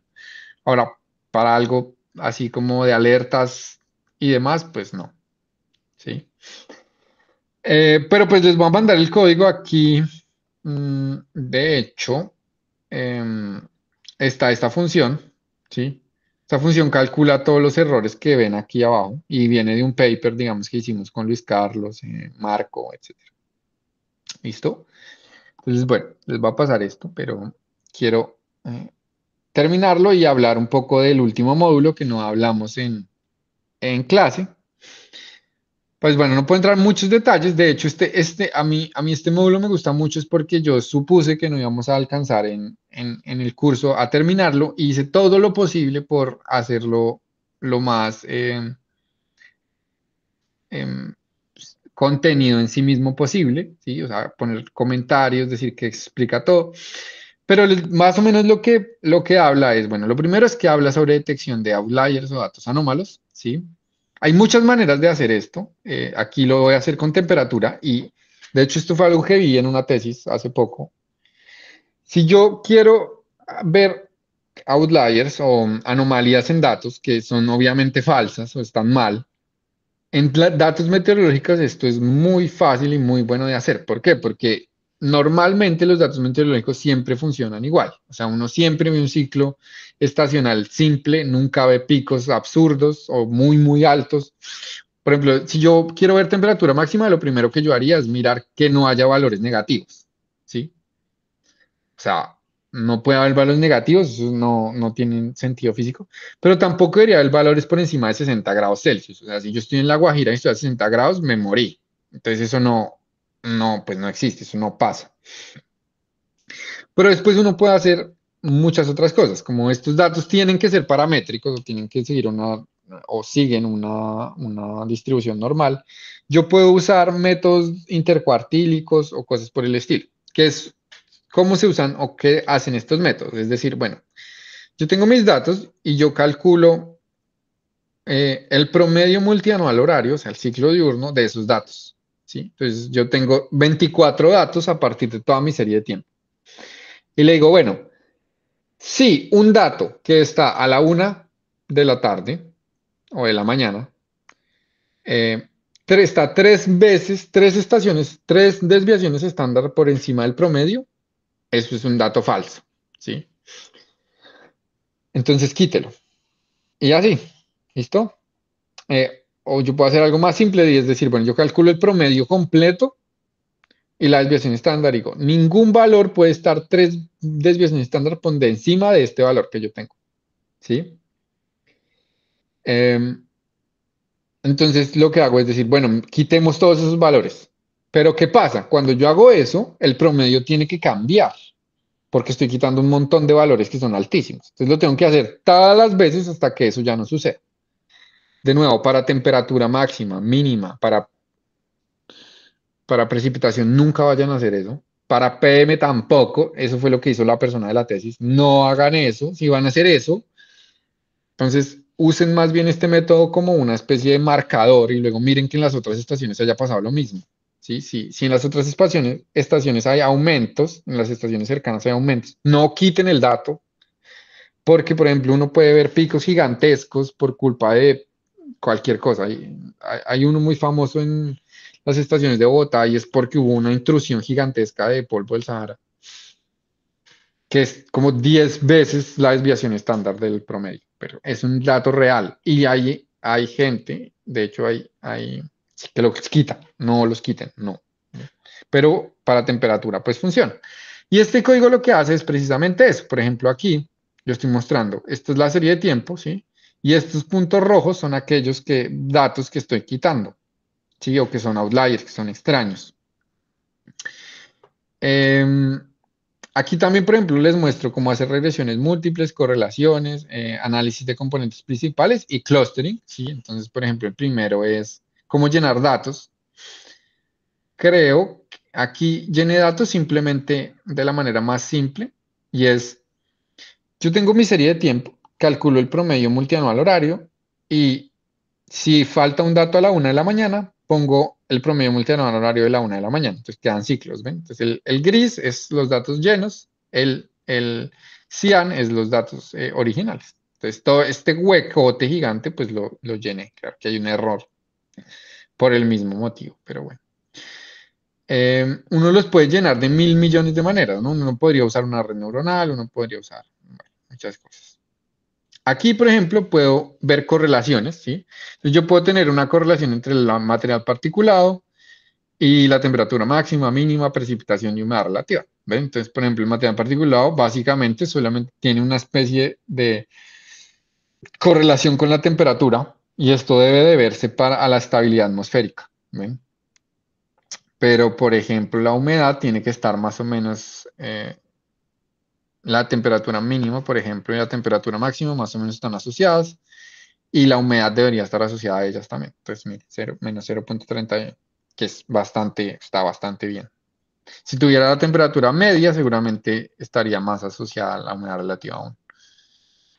Uno puede hacer correlaciones cruzadas y lo chévere de las correlaciones cruzadas es que en vez de simplemente coger las series de tiempo y calcular la correlación, yo puedo correr la serie de tiempo hacia atrás o hacia adelante y ver qué tanto cambia y así uno encuentra, por ejemplo, si hay algún elemento que pasa ahora y genera un cambio después, ¿sí?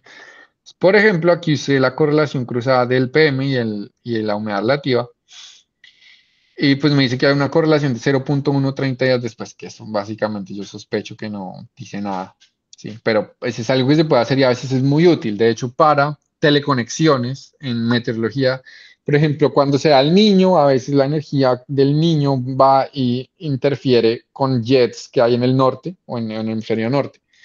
Y con correlaciones cruzadas se puede, o por ejemplo, que el niño que se da en el Pacífico puede causar un niño en el Atlántico y uno puede ver correlaciones cruzadas para ver cómo, o si eso es real o cómo funciona, qué tanto tiempo hay entre un niño y el otro y por qué. Bueno, aquí hay más correlaciones cruzadas, una regresión lineal múltiple, entonces aquí, por ejemplo, estoy mostrando cómo se hace una regresión lineal múltiple. Y aquí salen los coeficientes, cuál es la correlación de Pearson, etcétera. De un modelo para PM, si no estoy mal. Ajá. De un modelo para PM. Entonces tengo PM y tengo entradas, temperatura, precipitación y humedad relativa. Pues obviamente el modelo es bastante malo porque no, ya aquí vimos, por ejemplo, que las correlaciones eran bastante bajas, entonces no me podía botar nada muy bueno, pero digamos, pues es un ejercicio para hacer.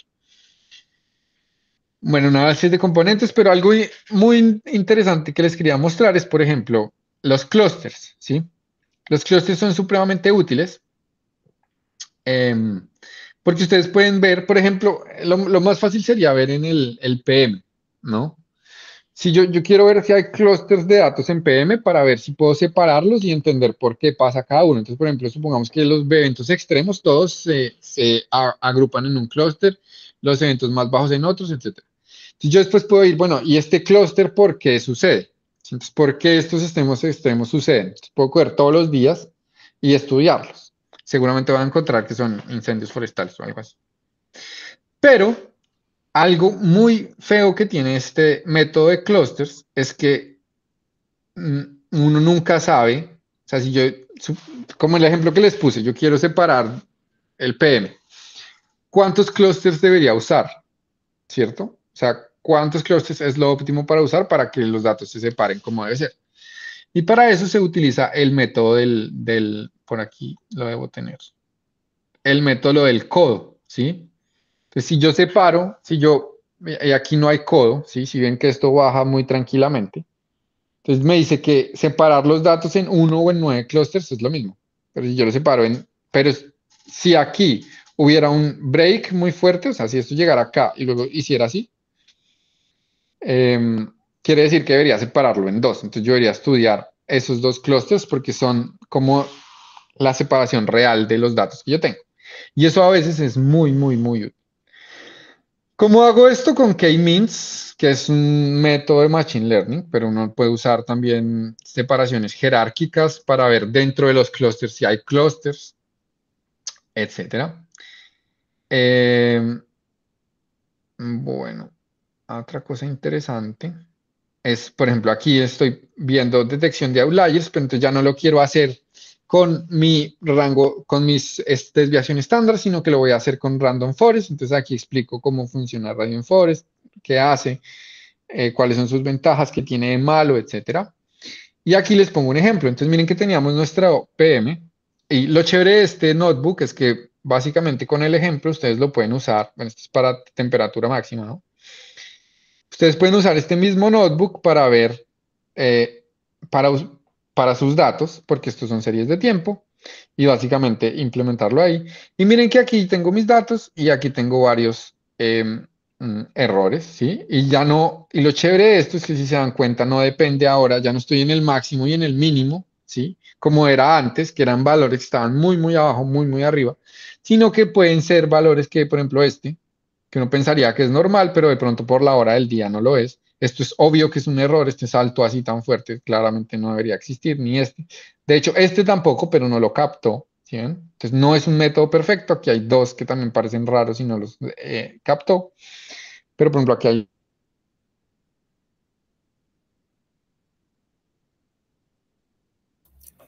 Creo que volvió a sacar Mita Alejandro. Entonces esperemos un momentico que vuelva.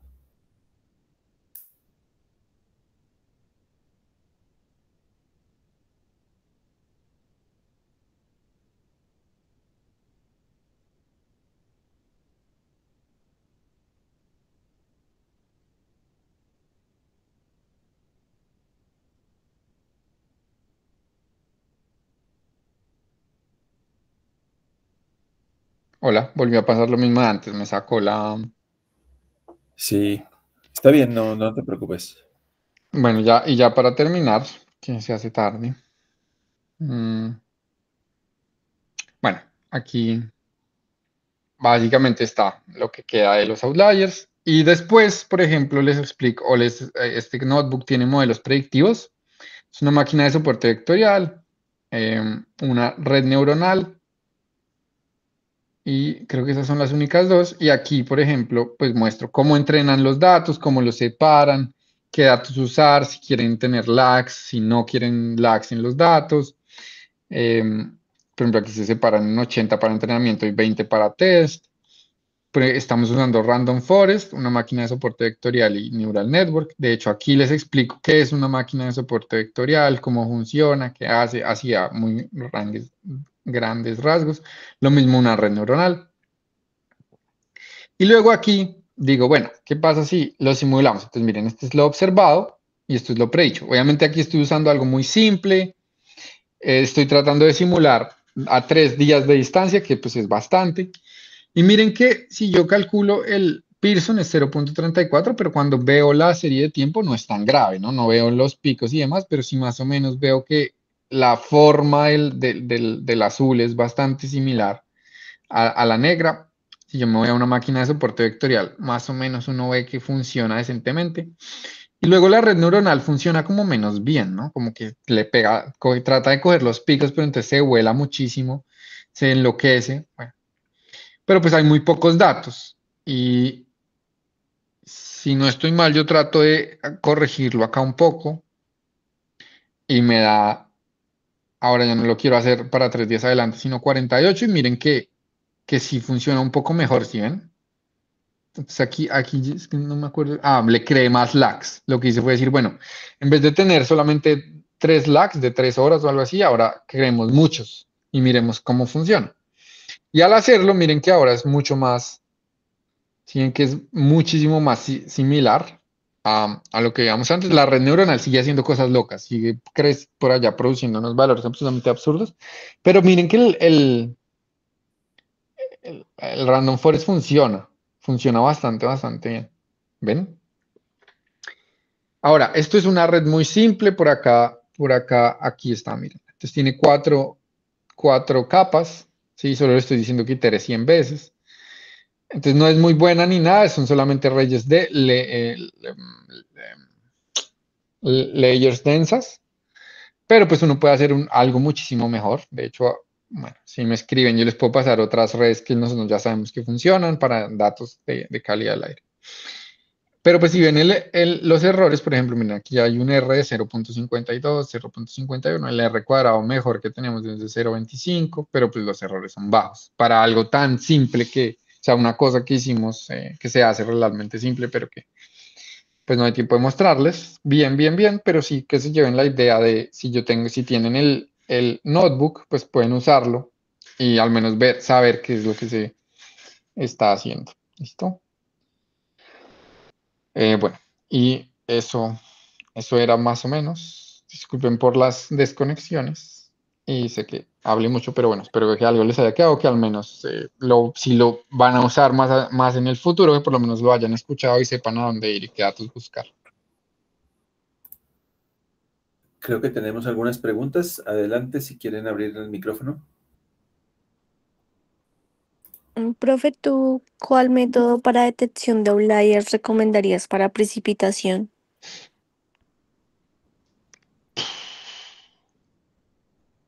Vaya, esa ha sido una pregunta difícil. Hmm. Yo la verdad, yo haría, ¿qué haría yo? A ver. Yo tal vez haría varias, o sea, cogería tal vez yo haría lo de las desviaciones estándar, pero también cogería Random Forest, las dos, y vería en qué casos se ve más o menos que los datos son similares. Pero además de eso, cogería varias estaciones que estuvieran cerca, si se puede, claro.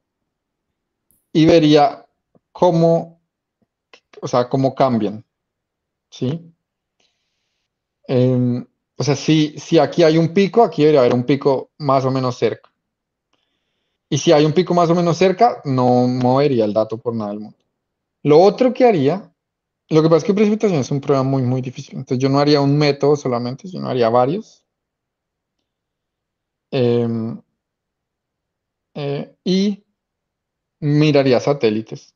Yo miraría si viera el infrarrojo del satélite, si a la hora que supuestamente debería haber un evento de precipitación hay una nube. Y si está la nube y es lo suficientemente grande, yo tampoco quitaría el dato. O sea, yo haría, o sea, depende de qué tanta detalle necesites en tus, o sea, sí, de qué tan riguroso tiene que ser lo que tienes que hacer. Yo haría esas tres cosas. Pero la última sería ya solo si tienes, o en el radar, eso es más fácil de hecho. Si tienes un radar y hay una nube, no quites el dato, así sea muy alto, porque sabes que hubo algo ahí. Entonces con radares se puede hacer y en Colombia hay muchos radares, entonces es otro ejemplo. Yo usaría esas tres cosas. O sea, uno para ver dónde hay puntos extraños y luego voy y miro punto por punto. Bueno, en un código se puede hacer punto por punto si hay radares o hay nubes. Y si sí, no lo quito. Si no hay nada, lo quito. Eso haría yo, sí. De hecho, sí, eso haría yo. Ah, ok, vale, profe. Si es que normalmente pues en hidrología uno pues hace análisis de valores extremos, ¿no? Y ahí es difícil uno como saber si en verdad eso es un extremo o no, o si es atípico, o sea, o si es outlier. Sí, Pero yo haría vale, algo gracias. así, como buscar que la nube esté y que la nube sea grande, para estar seguro que sí, hay algo ahí. Sí, sí. Vale, aquí tenemos una pregunta que escribió Lori, no tiene micrófono, pero la voy a leer. Dice, ¿qué tan confiables son las bases de datos que nombraste en específico para Colombia? Para radiación solar y velocidad del viento en específico. O si recomiendas unas bases diferentes para Colombia. Para Colombia, esas dos variables son muy buenas. Pues me imagino que radiación solar te refieres a la radiación incidente, o sea, la radiación que llega a la Tierra. Eh, esas dos, o sea, en ERA 5 son muy buenas. Pero, bueno, en velocidad del viento también eso depende de la escala que necesites, ¿no? A la escala de ERA 5 son muy buenas. Radiación solar, hay unos datos que se llaman así, un satélite. Y hay uno de Y la NOAA. Ahorita no me acuerdo sí, bueno. pero mira, no.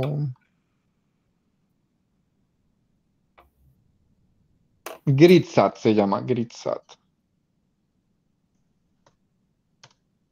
Estos dos. De hecho, hay un paper que es Bonnie.